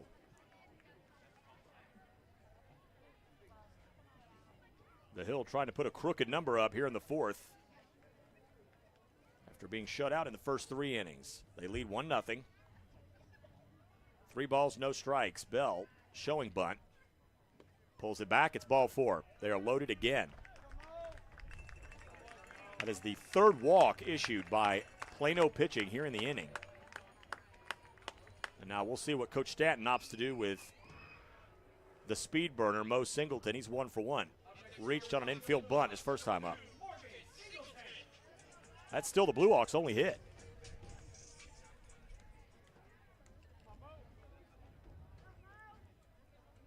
Ethan McDaniel at third, Aiden McDaniel at second, Lucas Bell at first. The first pitch to Singleton is a fastball strike called on the outside edge, 0-1.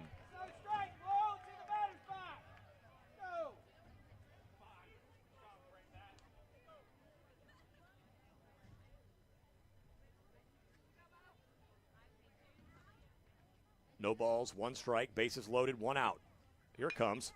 Hit on the right side, going down to one knee is the second baseman, and they turn the 4-6-3. That's tough to do with that Blue Hawk speed. You're not going to see Mo Singleton doubled up much, but he hit the ball well to second. It was turned well by the middle infield, but the Blue Hawks score a run on no hits. They leave a couple. We'll go to the fifth. Rock Hill leads at 1-0. This is Blue Hawk Baseball from Regency Sports. Attention fans, this is Blue Hawk senior Aiden McDaniel. Whether you're training, tailgating, or cheering from the stands, Shields and the Colony has you covered. With the best selection of sporting goods, footwear, fan gear, and more, all under one roof. Shields is your go-to destination for every adventure. Plus, don't miss the unforgettable in-store experience at the Shields in the Colony. Europe with Shields, proud supporter of Rock Hill Baseball.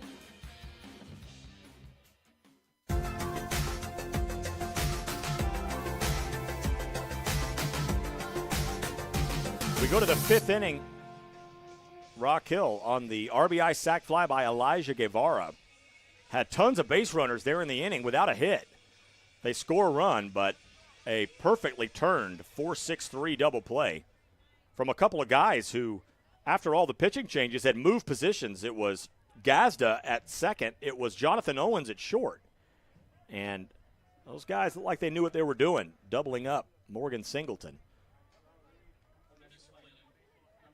The only way you're going to see that 4-6 turned is if Singleton hits the ball well right at a middle infielder. That's exactly what happened. It's Harrison Kerr, and then back to the top of the Wildcat lineup for Anderson and Gazda here in the fifth inning. Trevor Stum has been excellent. He's thrown 52 pitches, 30 strikes.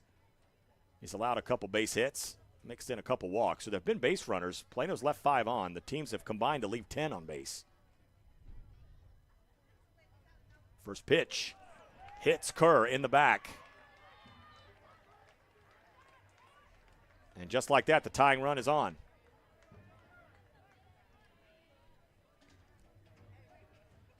And we will see how Mr. Stum handles the Wildcat lineup that sees him for the third time. In many instances, that's when offenses start to figure a pitcher out, is when they see him for a third opportunity. And it's like Coach Stanton's trying to decide if he's going to come out and have a word with Mr. Stum. He was a couple steps out, and now he's back in the dugout. Brooks Anderson's 0 for 2 with a pair of groundouts. Harrison Kerr, the tying run over at first with nobody out. First pitch misses low and away. It is 1-0. This is the third time in 5 innings that Plano has had the leadoff man on, but they have not been able to bring one home. Stum holds the ball behind his back in his right hand, feeling the laces, looking in to get the sign. Now he brings it in front, gets set to bring the 1-0 pitch. It's on its way. That is lined over the head of Anthony Gonzalez into right field. Cooking full tilt boogie and heading to third base. First to third is Harrison Kerr. And there's runners at the corners with nobody out for Plano.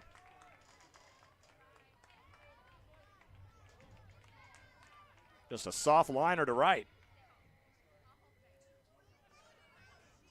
And Coach Sean Stanton is out to chat with his senior pitcher.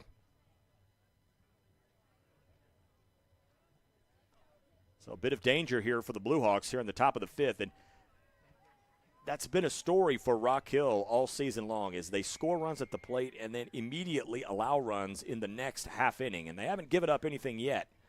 But Plano looking to do some damage here in the fifth inning, but it looks like it'll be against a new pitcher. Again, the Blue Hawks have to play. This game is a must-win for them. They've got 2 more games after this, but for all intents and purposes, for the last couple weeks, the Blue Hawks have been playing playoff games. They've had to win out to put themselves in a position to get some help and snag a playoff spot, as Stum will leave.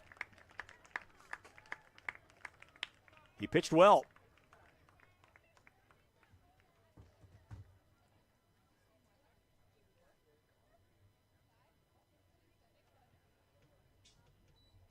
I think that's Elijah Guevara, who has basically been the closer for this team this year. Again, you're bringing the guy in that you believe is your closer in the fifth inning of a 1-0 game. But you got to get this one. So you're not going to take any chances. Elijah Guevara making his 7th appearance, all in relief. He's 2-1 with a 1.35 ERA in 10 1/3 innings. He's allowed 2 runs, both earned on 10 hits. He struck out 9 and walked 10. He's allowed a 246 opposing batting average. And he comes into a high leverage situation with runners at the corners and nobody out for Plano. Blue Hawks leading 1-0. They've been out hit 3-1. And already that 4-6-3 double play to end the frame with the bases loaded. Looking like a big play in this baseball game. Allen still leading McKinney Boyd 4-0. As that game is in the top of the fifth, just like this one.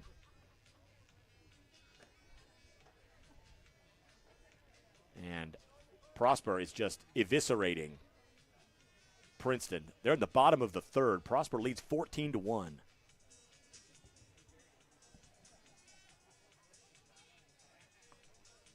Harrison Kerr will be at third. Brooks Anderson over at first. For Thomas Gazda, who is 0 for 1 with a ground out and a walk.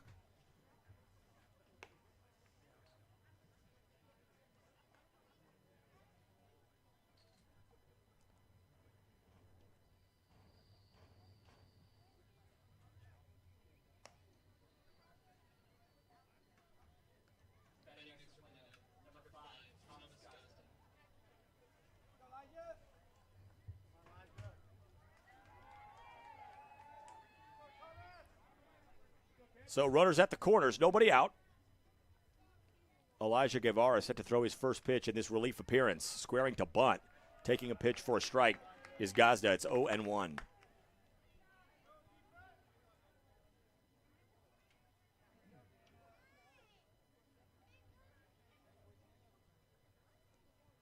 No balls, one strike, nobody out. Runners at first and third, 1-0 Rock Hill. There goes the runner at first. The hit and run is on. It is lifted into short left field. So short, it's Lucas Bell in short left field to make the play. A huge first out. Runners back to first and third.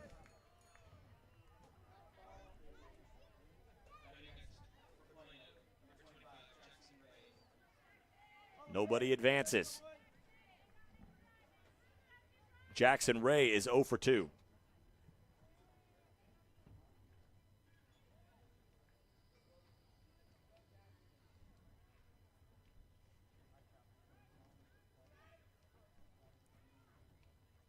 First pitch, there goes the runner again. The throw down to second is not in time. The runner is safe at second. That's Brooks Anderson. The ball was bobbled for a moment by Lucas Bell. Harrison Kerr does not move from third.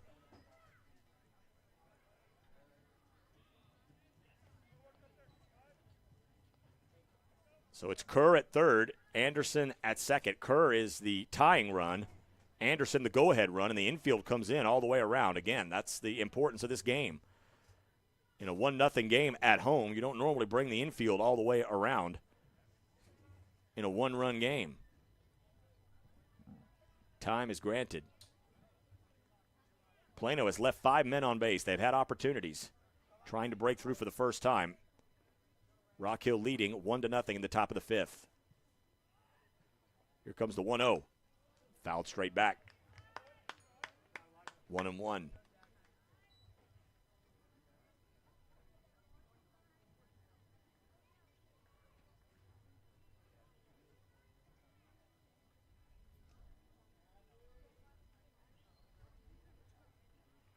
One ball, one strike, one out. Infield all the way in. Here it comes. Lifted to left. Foul territory. Brady Slanina under it. He's got it. Bluffing the tag. Going back to third is Kerr. There's 2 outs.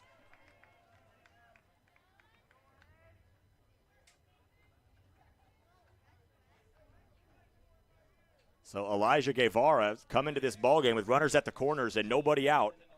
The runner is still over at third. It's runners at second and third with 2 outs for Jonathan Owens. He's reached in both of his plate appearances on a hit by pitch on a walk.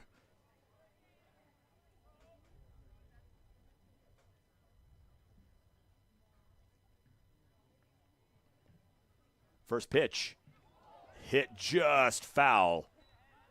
Wide of third. Owens hit that right on the screws. Just got around on it too fast. 0-1.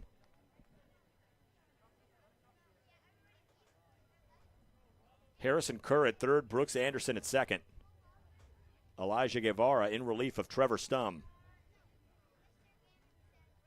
Both runners on base. Stum's responsibility. No balls, 1 strike, 2 outs. Here it comes from Guevara. Little slider misses wide. 1-1.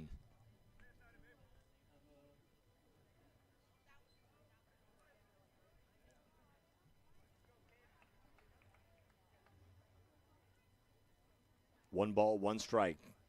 Guevara ready. The pitch. Low. Tebow covering up that 5-hole. Doesn't let it get past him. Keeps Kerr at third. 2-1.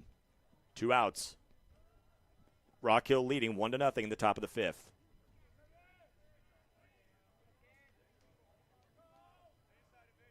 Tying run at third. Go-ahead run at second. The 2-1. Strike called. That locked Owens up a little bit. I think he was expecting something else. It's 2-2. Guevara trying to really play the role of that closer, coming in with the house on fire, trying to put out the flames. Had runners at the corners and nobody out. Now it's runners at second and third with 2 outs. No damage done yet. 2 balls, 2 strikes, 2 outs. The pitch. Got him swinging. Ball gets away from Tebow. He fires to first, and Guevara slams the door. Some of the biggest pitching the Blue Hawks have seen all season when they needed it the most. Guevara shuts them down. Nothing doing for Plano. on a hit. They leave 2. We go to the bottom of the 5th. Rock Hill still leading this must-win game 1-0. This is Blue Hawk Baseball from Regency Sports. Hey there, folks. This is Rock Hill Senior Trevor Stum telling you about a company that's family-owned, tail-approved, clean cars, wagging dogs. That's the Scooters way. Go see them in McKinney at 12041 West University Drive. The team at Scooters says go Blue Hawks.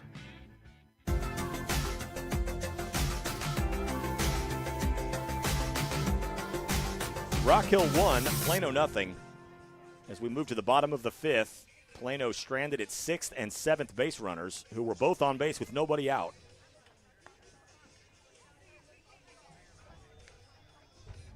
Now Carson Roy, Ethan Kalanick, and Anthony Gonzalez will try to give Elijah Guevara and the pitching staff some breathing room.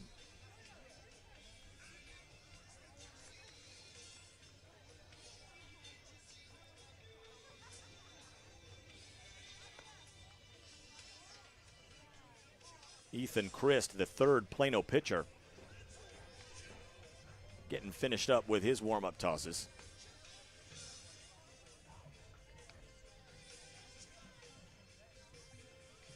Neither team has had anyone put the ball in the air to left field to see what that wind could do yet. Up next for your Rock Hill Blue Hawks, number 1, Carson Roy.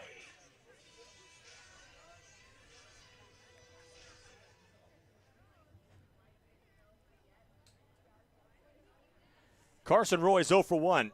Struck out in the 1st, was hit by a pitch and stranded in the 3rd.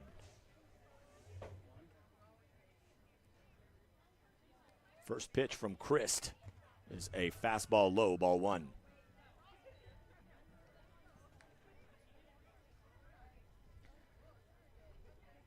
One run, 1 hit, no errors, 5 left for Rock Hill. No runs, 3 hits, no errors, 7 left for Plano. Here's the 1-0 pitch. That one misses high, 2-0. All right, we're putting the call in here. The call's been made. Carson Roy deep. Here it comes, boys. Here comes the 2-0. How about a strike call instead? I didn't say that's the call I was talking about. It was going to be a strike call. That's what I meant. No one up here is buying it. I don't think. 2 balls, 1 strike. Here's the pitch. Big cut. Well, I think Carson heard me and said, man, I got to make Sutcliffe into a genius. He came out of his shoes on that swing. Carson, I don't need it that bad. No. Or is there? No. 2 balls, 2 strikes to the leadoff man. Here's the pitch to Carson. That is smoked to right center field. That's going to get down and roll for a while. It ain't a homer, but it's an extra base hit for Carson Roy. He is swinging around second, heading for third. The throw is in time. Great throw from Brooks Anderson to gun down Roy. So it's a double and then thrown out, trying to stretch it into a triple. That was smoked by Roy, and he did not even consider stopping at second. You like the aggressive base running, but he is the first out.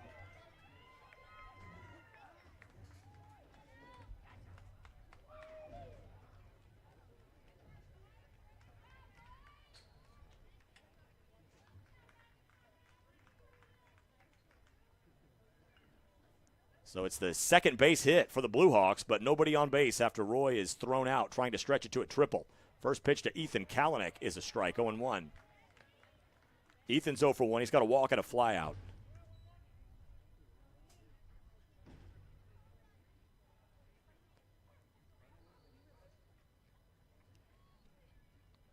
The 0-1 pitch.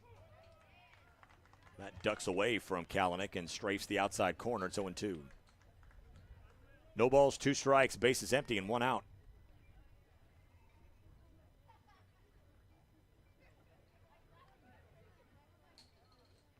Here's the 0-2. That is a slider, not close. 1 ball, 2 strikes, low and away. You can understand the aggressiveness there from Roy. It's got to be a real bang-bang, perfectly executed throw and tag, and that's exactly what Plano delivered. Otherwise, Roy would be at third with nobody out. Here's the 1-2.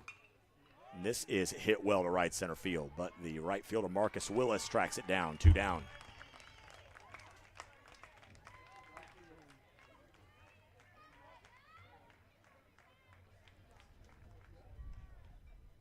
So even though Ethan Christ gave up a ringing double, he's faced the minimum so far in the inning. It'll be up to the Ant-Man, the team's all-time leader in hits. No balls, 2 strikes. So, excuse me, he is 0 for 2. The first pitch, and that is a little sneak bunt attempt. Tried to push it down the third baseline, but couldn't keep it fair, 0-1.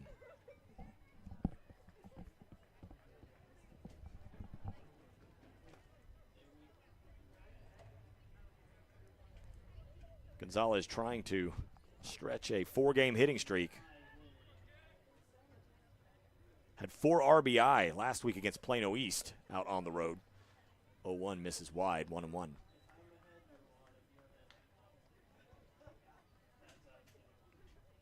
We're in the bottom of the 5th. Rock Hill leads 1-0, but the bases are empty with 2 down for Ant. The 1-1 is on its way. It's a fastball inside, 2-1.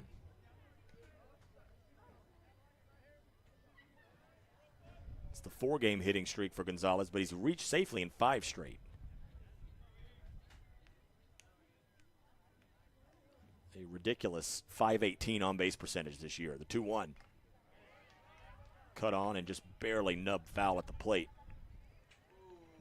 Makes it 2-2. He might have got a piece of the home plate umpire. Blue's going to walk it off a little bit.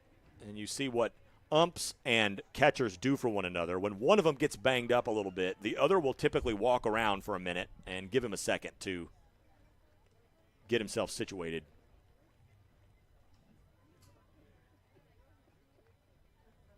It's a special brotherhood of people that have to stand back there and get hit by baseballs.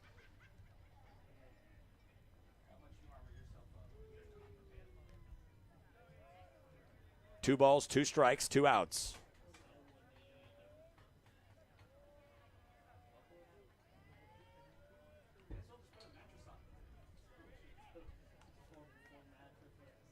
Blue Hawks looking to get something going with 2 outs. Here comes the 2-2 pitch.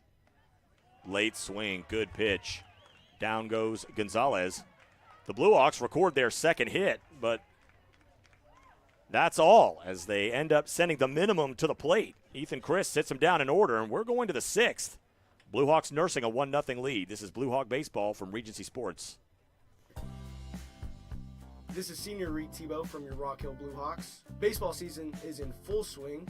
Why not renew your home for spring with custom shelving from Urban Farmhouse Group? Their products can be found by searching Urban Farmhouse Group on Etsy.com. The Blue Hawks thank Urban Farmhouse Group for their support of Rock Hill baseball broadcasts.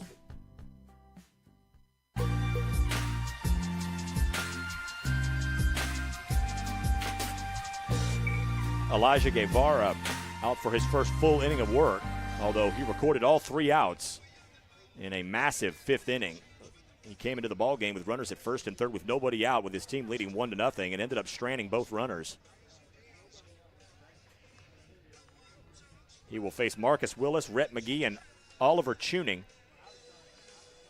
It's Tuning's turn in the order. He was playing second base, but ended up getting moved from that spot. We didn't see if he ended up someplace else out on the field, so we could see a different hitter third up this frame, but we shall see.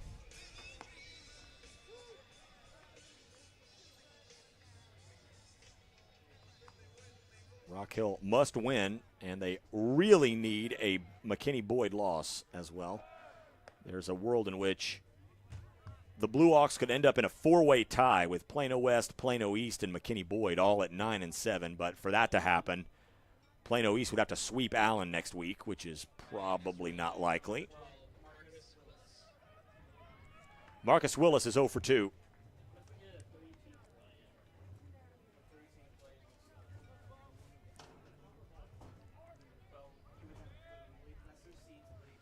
Here's the first pitch.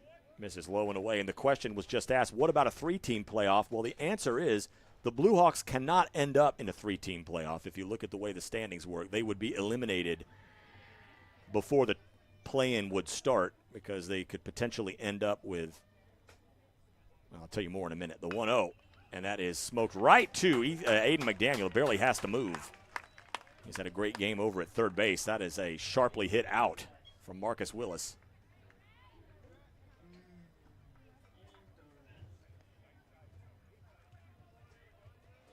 If you ended up in a three-way tie with, say, Plano West and Plano East, the way they look at it is you first go and you look at the records combined, and the Blue Hawks would end up with the worst record of the three. So they would end up falling out of that tiebreaker. First pitch to Rhett McGee is cut on and missed, 0-1.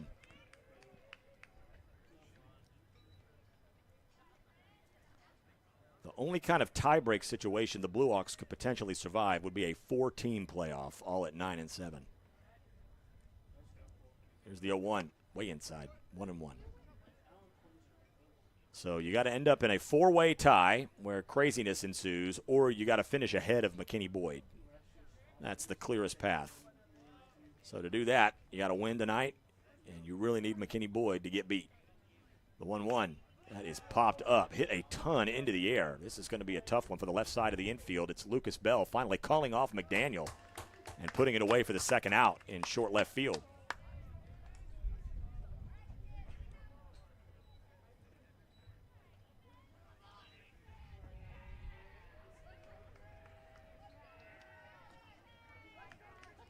So we will have Ethan Chris now will bat in tuning spot.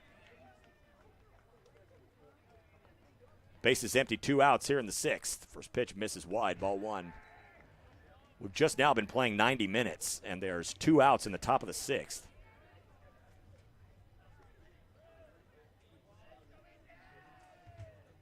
Here's the 1-0. Good fastball for a strike, 1-1.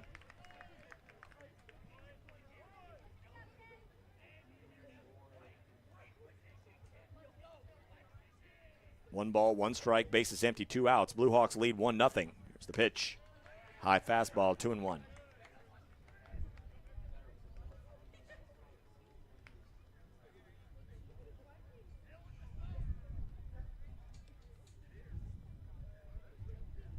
Two-one pitch. That is lifted to center. Carson Roy takes a step back, now takes a couple steps in. Puts it away, and Elijah Guevara is picking him up and sitting him down. We go to the bottom of the 6th. Blue Hawks are going to take a lead to the 7th. How big will it be? It's only 1 right now, 1-0. This is Blue Hawk baseball from Regency Sports. I'm Blue Hawk senior Boston Wilson, asking if you're hungry for better meals without the hassle. Discover Wild Fork, your destination for chef-quality meats, seafood, and flavor-packed meals delivered frozen fresh to your door. From fresh, not frozen, premium steaks and seafood, ready-to-heat favorites, Wild Fork makes every meal unforgettable, with variety as big as Texas.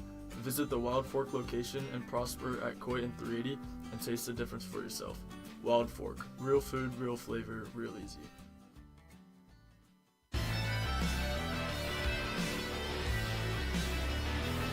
Rock Hill being out-hit by 1, 3-2, but in the score column that counts, they are winning by 1. Rock Hill leading Plano 1-0 as we go to the bottom of the 6th.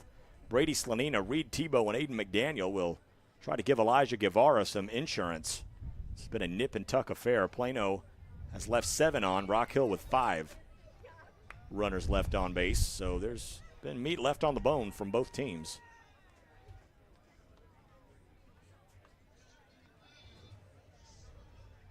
Again, the regular season will conclude next week as the Blue Hawks will face McKinney.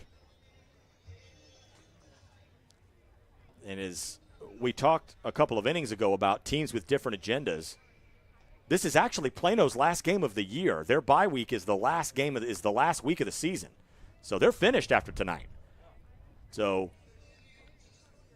that can help explain potentially a little bit, at least in terms of district play. You don't know if they end up scheduling some non-district or not, but their district campaign definitely ends tonight. Here's Brady Slanina. He's 0 for 1. He walked his last time up on 4 pitches.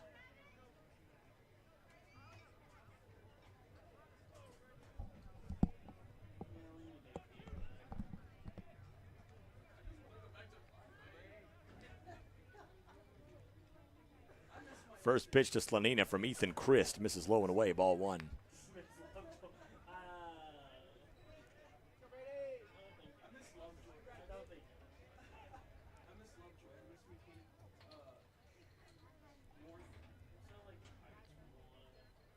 One ball, no strikes. The pitch is a fastball off the tip of the glove of A.J. Hurd all the way back to the padding. It's ball two.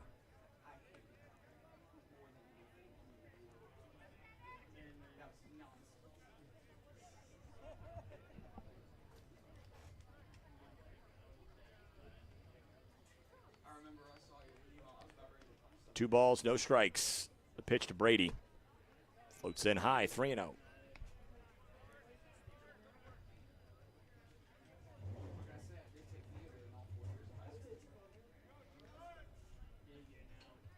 Brady trying to reach to lead off an inning for the second consecutive plate appearance. Here comes the 3-0. That barely gets the outside edge, 3-1. Brady thought he had ball four.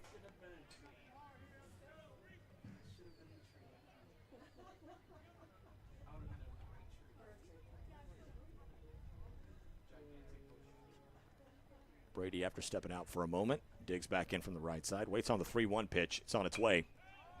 Laced back into the screen. Foul ball makes it 3-2. Plano will have the 8-9-1 spots due up in the seventh. Only run of the ball game came in the bottom of the fourth on an Elijah Guevara RBI sac fly. Guevara right now with an opportunity to get the win on the mound and have the game-winning RBI. Here's the 3-2, way high, not close. Another walk for Brady Slanina.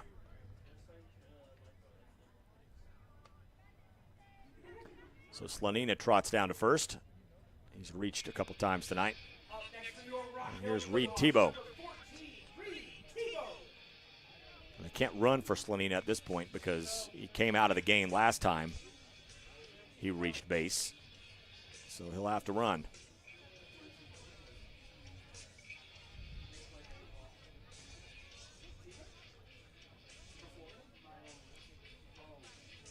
Although it looks like there will be a runner coming in. I think that's Nash Thomas.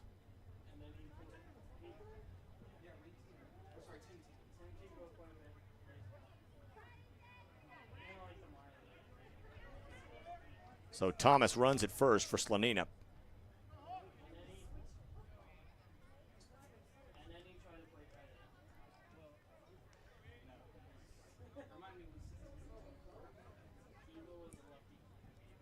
Tebow is 0 for 1. He's got a fly out, was hit by a pitch his last time up. Squares to bunt. Bunted he does. It's a good one on the right side. Moving over to second to cover is Thomas Gazda, but that's a perfect 2-4 put out at first. Moves Nash Thomas into scoring position.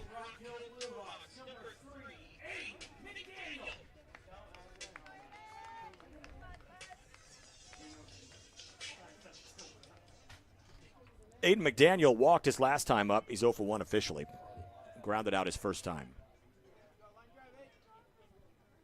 Potential insurance run in scoring position with one out. Blue Hawks lead 1-0 in the bottom of the sixth. First pitch, slider, low and away, blocked by Hurd.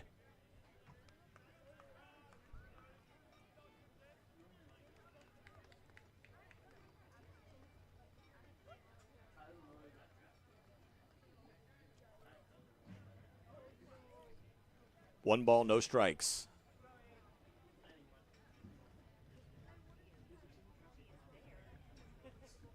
Long look back to second. There's a third look.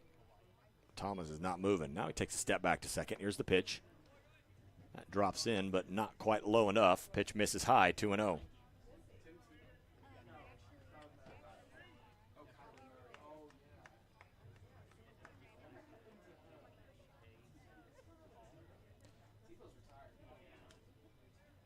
Here's the pitch. This is high. It is 3-0.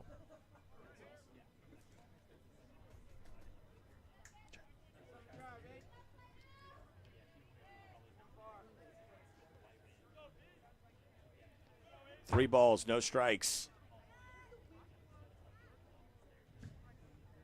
McDaniel waits. Here's the pitch. Time is called. Won't count.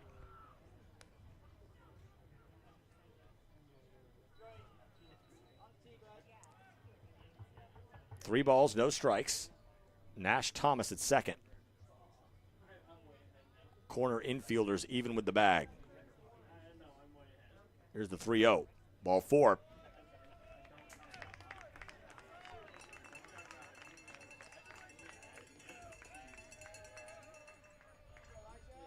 Blue Hawks have just 2 hits, but they've drawn 6 walks.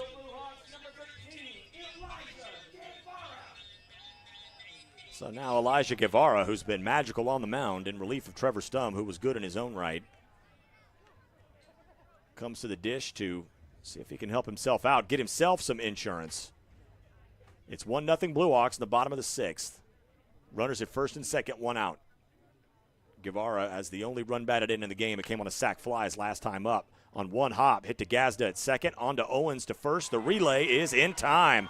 Another 4-6-3 double play snuffs out a Blue Hawk uprising. And we will go to the 7th. Blue Hawks 3 outs away from getting a win they have to have. But the deficit doesn't get much smaller than this. They lead it 1-0. This is Blue Hawk baseball from Regency Sports. I'm Blue Hawk senior Julian Lockhart. First Graphic Services is a Prosper ISD family-owned sign and graphics company that has been providing graphic solutions for over 30 years to the North Texas area. They specialize in signs for home builders, developers, political candidates, school districts, realtors, as well as many other local businesses. Check them out on social media or hit them up on their website at www.firstgraphicservices.com.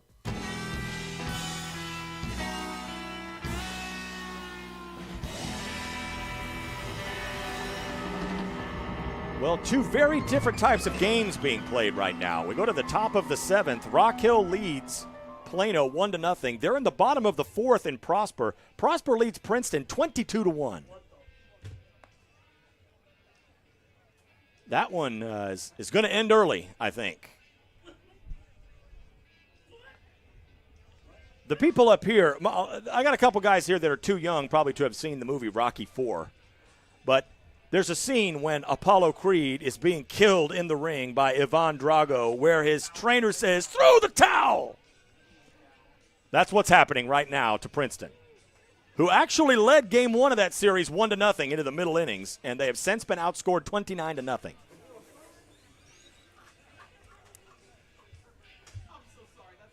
It's not good, Bob. Not good.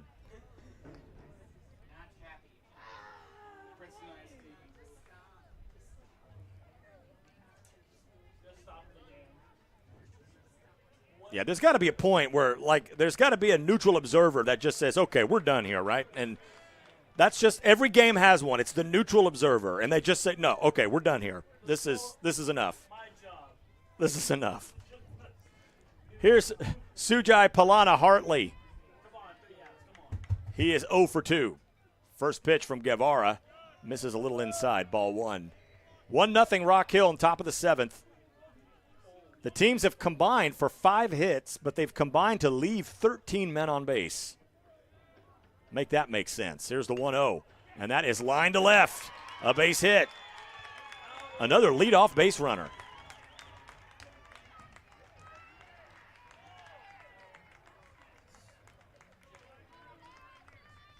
Fourth hit for Plano. So tying run at first with nobody out. Palana Hartley is the first Plano base runner against Guevara, who's now thrown 2+ innings. Here's Harrison Kerr. He's 0 for 1. He was hit his last time. Squares to bunt.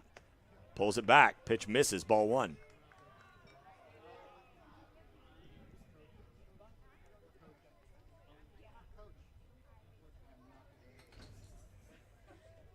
Plano has had numerous opportunities in this ball game. Kerr squares to bunt. Bunts through it. The throw to second is not in time. Palana Hartley, it was a good throw and tag by Tebow and Bell. But Palana Hartley swipes second, and the tying run is at second with nobody out.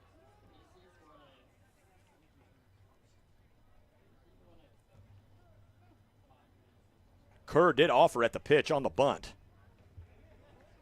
talks with his coach at third base, and I would not be shocked to see him be asked to lay it down again to see if they could get the tying run over to third.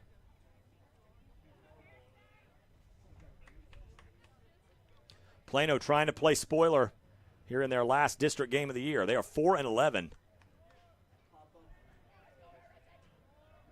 1 ball, 1 strike. They fake the throw to second. And they try what has become somewhat of a trademark for the Blue Hawks as they tried their, oh my gosh, I just threw it into center field fake pickoff play. It worked like clockwork the first few years of the program. They were good for a couple of outs a season on it, but teams have gotten wise to it. Although Plano Hartley did scamper away from second just a little bit. 1 ball, 1 strike. Here's the pitch. Strike called. Beautiful pitch from Guevara. It's 1-2.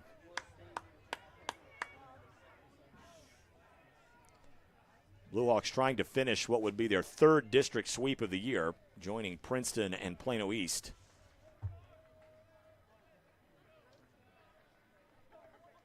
Plano Hartley, the tying run at second. Nobody out. 1 ball, 2 strikes to Harrison Kerr, the 9-hole hitter. Here it comes, and that is line to center, a base hit. Getting a late jump was Plano Hartley. He'll have to be held up at third. Ball gets away from Tebow, and it moves the go-ahead run to second. Still nobody out.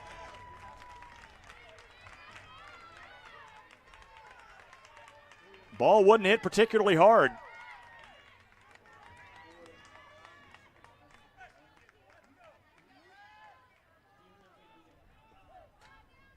And Sean Stanton taking a slow walk to the mound. I don't see any activity in the Blue Hawk bullpen.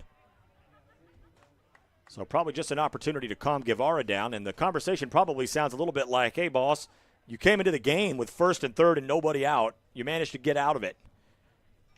So you've already been able to wriggle out of a jam here in the game. But this time it'll be second and third with nobody out. And it's the 8 and 9 hole guys that have both reached to start this inning. And now the Blue Hawks will have to deal with the top of the Plano lineup. They lead 1-0, does Rock Hill here in the top of the 7th. They've been out-hit, has Rock Hill 5-2.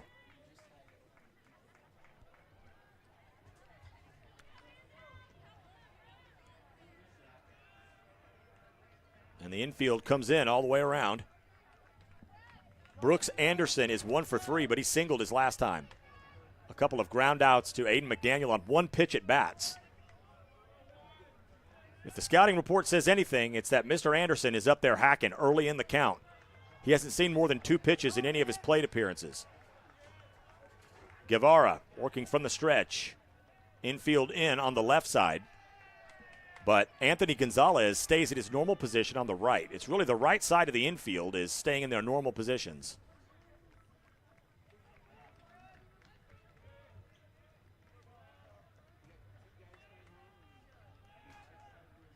First pitch.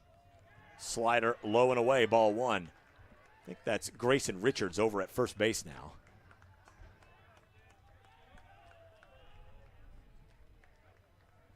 As Slanina had to come out of the ball game after walking in the bottom of the 6th. 1 ball, no strikes. Here it comes. This one catches the top part of the zone, 1-1.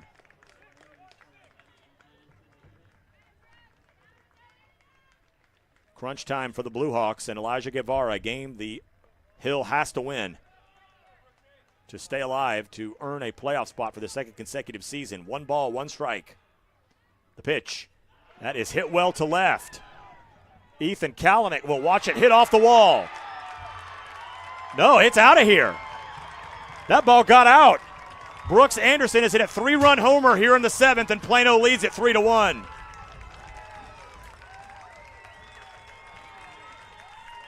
Well, we said earlier neither team had really gotten one up in the air to see what that wind could do to it. Well, Brooks Anderson does it. And here in the 7th, he has turned the game on its head. The Blue Hawks now trail 3-1.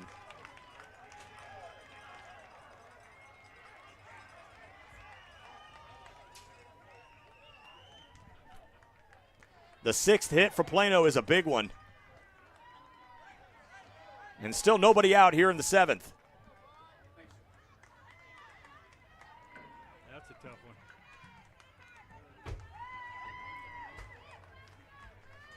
Here's Thomas Gazda. He's 0 for 2. First pitch. And that is smoked to left. So Guevara was pretty much unhittable through the first 2 innings, but getting teed off on a little bit here in the 7th. And here comes Coach Stanton.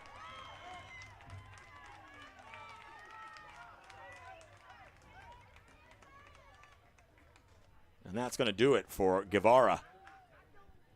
So the Blue Hawks will have at least a 2-run deficit to deal with in the 7th. And just like Plano did in this inning, the Hill will have the 8-9 guys to start the frame. For Plano, the 8-9 guys both reached. I think we got Troy Falke coming into the – no, I think Grayson Richards is going to pitch. He's looking for another glove, I think.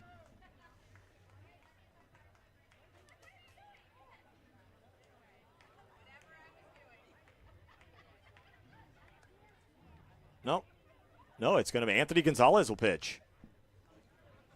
So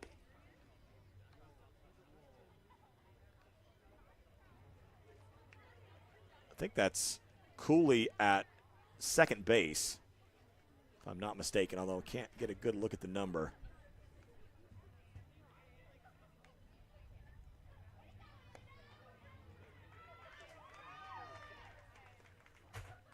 I saw Cooley on the field, so I think he's heading out to second. So Anthony Gonzalez will make just his second pitching appearance of the season. He's thrown only 1 inning.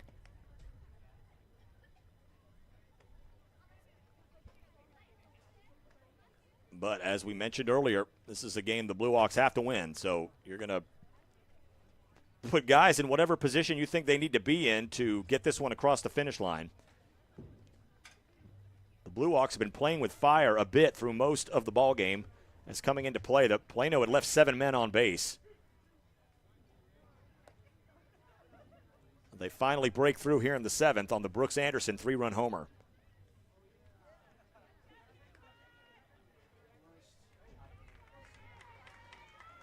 And Gonzalez will come in and deal with Jackson Ray, who's 0 for 3. And Gazda over at first. So the Cats not done yet. They're growling here in the 7th.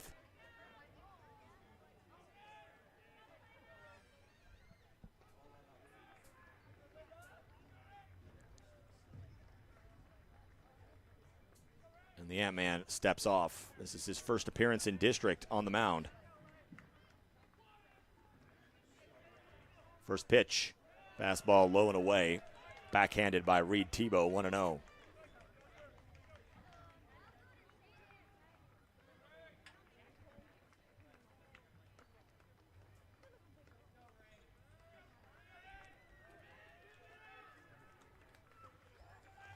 One-0 pitch, cut on and missed.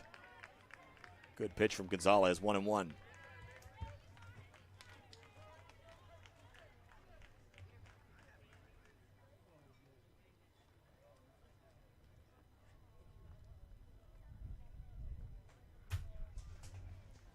Tebow goes out to have a word with Mr. Gonzalez.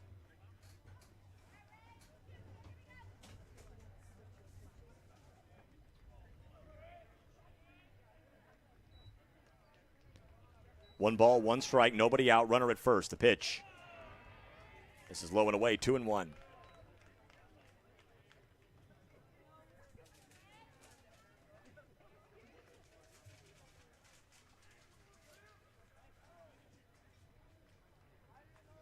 Runner at first.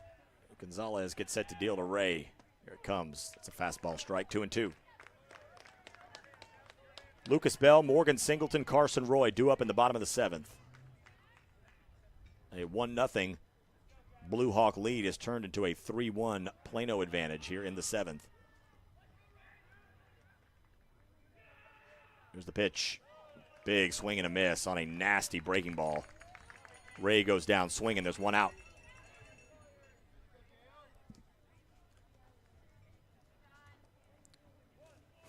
Maybe the stat that'll end up telling the tale if the Blue Hawks aren't able to come back tonight and find their way into the playoffs. is when you look at the schedule,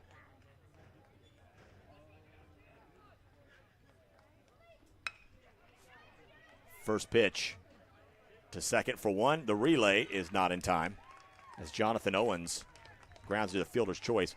This is now the 5th game in district that the Blue Hawks have had the lead in the 6th inning or later. And the first 4, the Blue Hawks were not able to come back and win. So it's been the late innings and holding those leads that has been a challenge.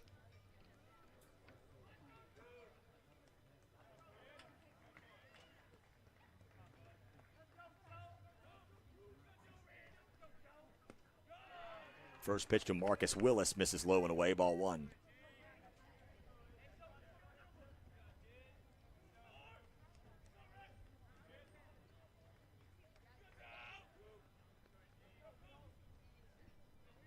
One ball, no strikes, 2 outs, throw over. Back in is Owens. So Gonzalez trying to send us to the bottom of the frame in a 2-run ball game. The 1-0. And a diving pitch. Fouling it straight down was Willis. It's 1-1.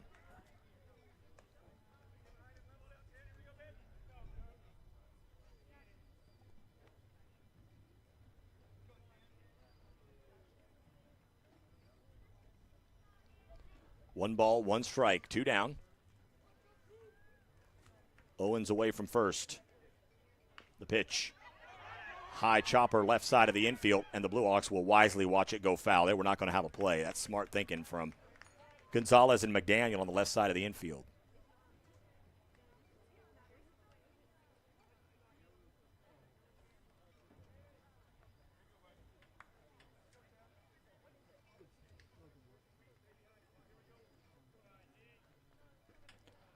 One ball, 2 strikes, 2 outs.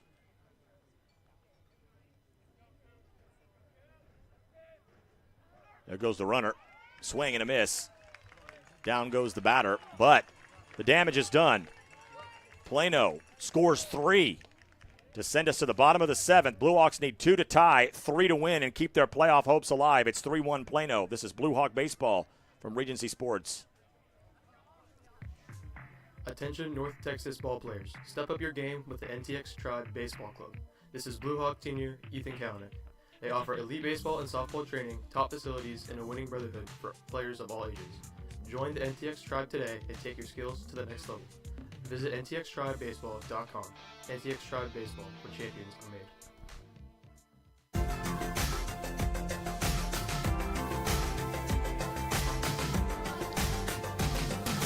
Blue Hawks have got to find a way. They trail 3-1 as we go to the bottom of the 7th. Brian Sutcliffe here at the Hollow of Rock Hill. Blue Hawks must come back to win this game to stay alive in the race for a playoff spot.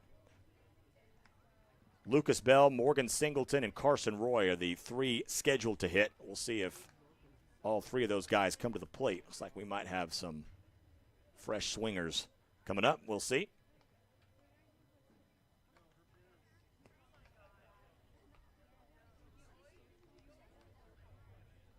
Yeah, Lucas Bell will hit. Ethan Christ on the mound. He's in line to get the win. At this point, if he can close it down. Blue Hawks have been out-hit 7-2.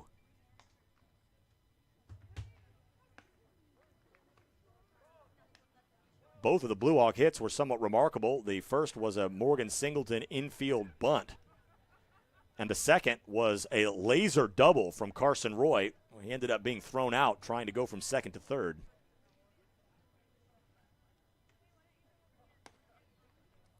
A.J. Hurd fires down as Plano trying to come in here and ruin the Blue Hawks' playoff hopes on Plano's final district game of the season. They're bye. It's a 9-team league, so every week there's somebody that doesn't have district games. And for Plano, it's the last week of the season.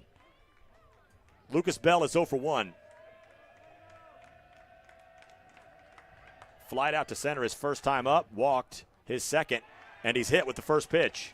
So just like that, the tying run comes to the plate in the person of Julian Lockhart.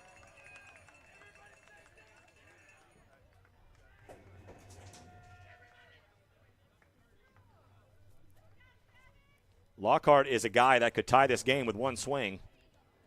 He has a home run to his credit this year. But he's not going to face Ethan Christ. So we will see a fourth Plano pitcher. And again, you have an interesting situation here where Plano's got nothing to play for. It's their last district game. At this point, are they making personnel decisions to close this game out with a win, or are they trying to get guys into the ball game in the final district action of the year? We got a bit of a sidewinder. A little side armor here as Christ comes out. He'll be replaced by Rhett McGee. So we'll have a new first baseman. We'll see who that is when the huddle breaks just beyond the pitcher's mound.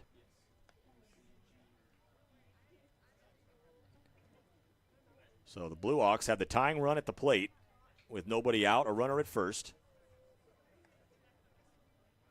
Julian Lockhart hitting .258 for the season. He's got a home run and 5 RBI.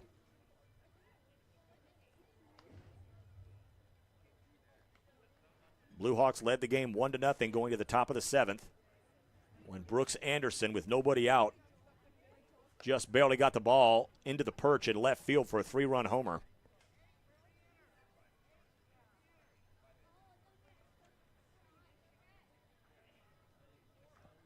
See if we can get a number on that first baseman.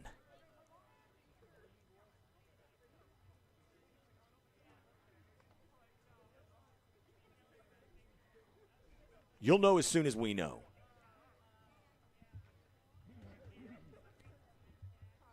McGee taking his warm-up tosses again. Almost a full sidearm. You don't see much of that in high school. Be interesting to see how Julian Lockhart deals with it in the righty versus righty matchup.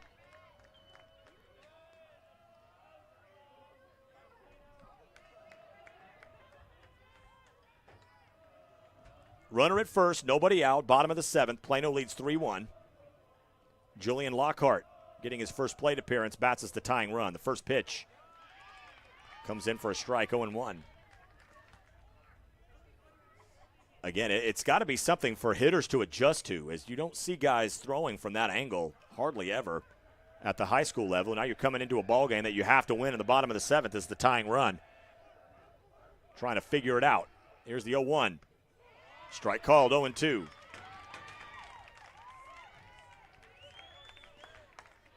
When you're a right-handed hitter facing a right-handed pitcher like this, when the ball comes out of the pitcher's glove, the hand is basically pointing right at you. So you have to watch that ball come in from its original release point, which looks like it's heading straight for you. Here's the 0-2. Late cut, but staying alive as Lockhart fouls it back, 0-2.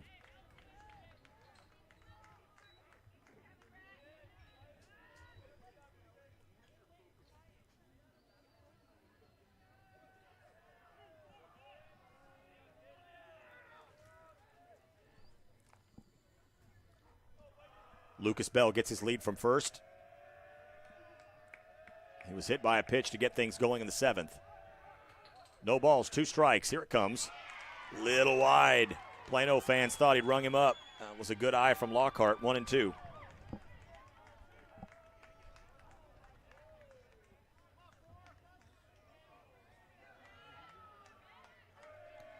Lockhart reloads. 1 ball, 2 strikes.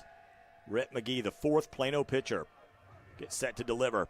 The 1-2. Here it comes, way outside, 2-2. Carson Roy is on deck. If Lockhart could reach, Roy would bat as the winning run.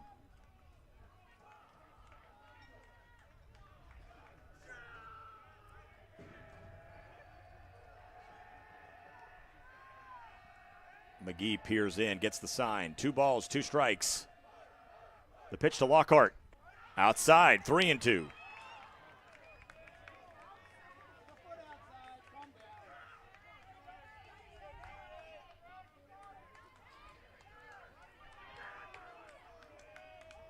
Three balls, 2 strikes. Nobody out. Runner at first. 3-1 Plano, bottom 7.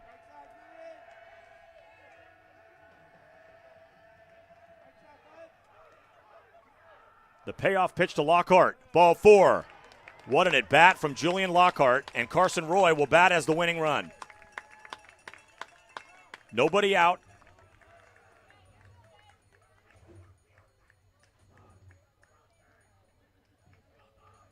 And Morgan Singleton will come in to run for Lockhart.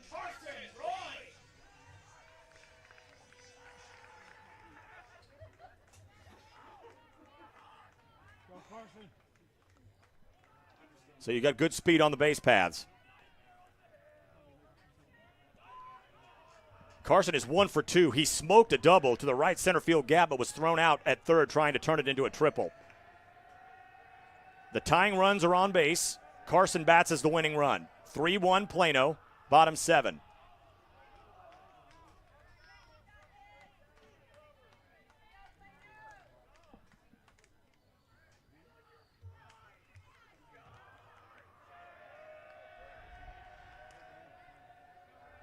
Roy gets into his crouch, waits on the first pitch.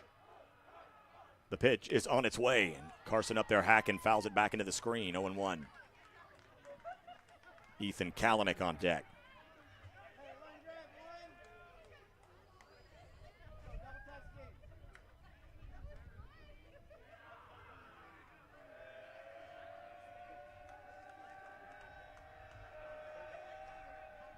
Lucas Bell leads from second. Morgan Singleton at first. Singleton represents the tying run. 3-1 Plano, bottom 7, nobody out.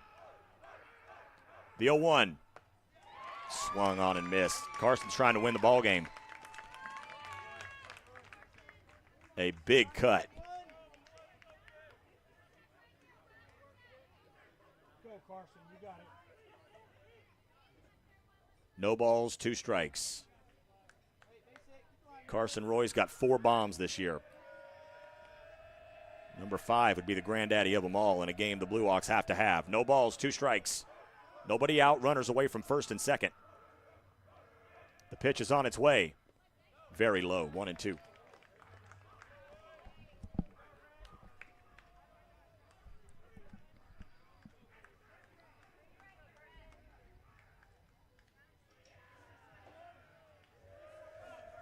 Allen has beaten McKinney Boyd 6-0. So Allen has held up their end of the deal. Blue Hawks need to get this win. 1 ball, 2 strikes. It's on its way. Outside, 2-2.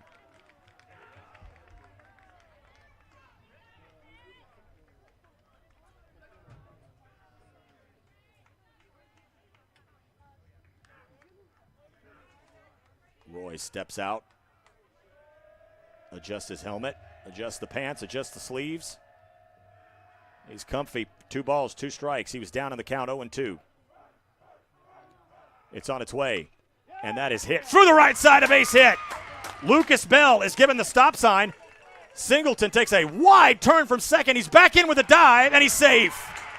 That's a good call. Plano can't believe it. Morgan got his hand in. The bases are loaded with nobody out.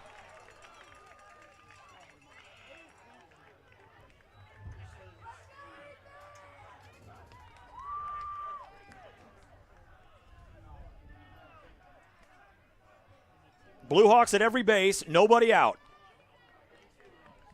Ethan Kalanick is 0 for 2. Lucas Bell at third, Morgan Singleton at second. Singleton represents the tying run. Carson Roy's the winning run at first. 3-1 Plano, bottom of the 7th.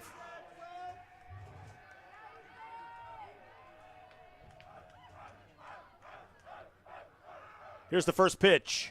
Misses low, ball 1.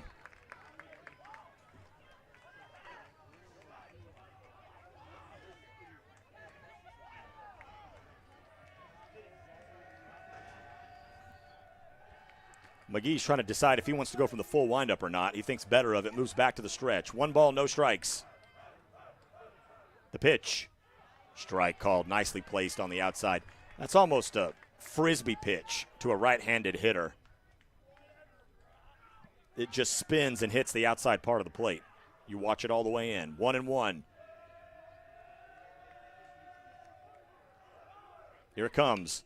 That is in under the glove of the third baseman. 1 run scores. Here comes Mo Singleton. It's a tie ball game. Going to third is Roy. That ball gets away. Roy is coming home in the most ridiculous fashion imaginable. The Blue Hawks walk it off. Roy scores to win it. The Blue Hawks live another night. They win it 4-3.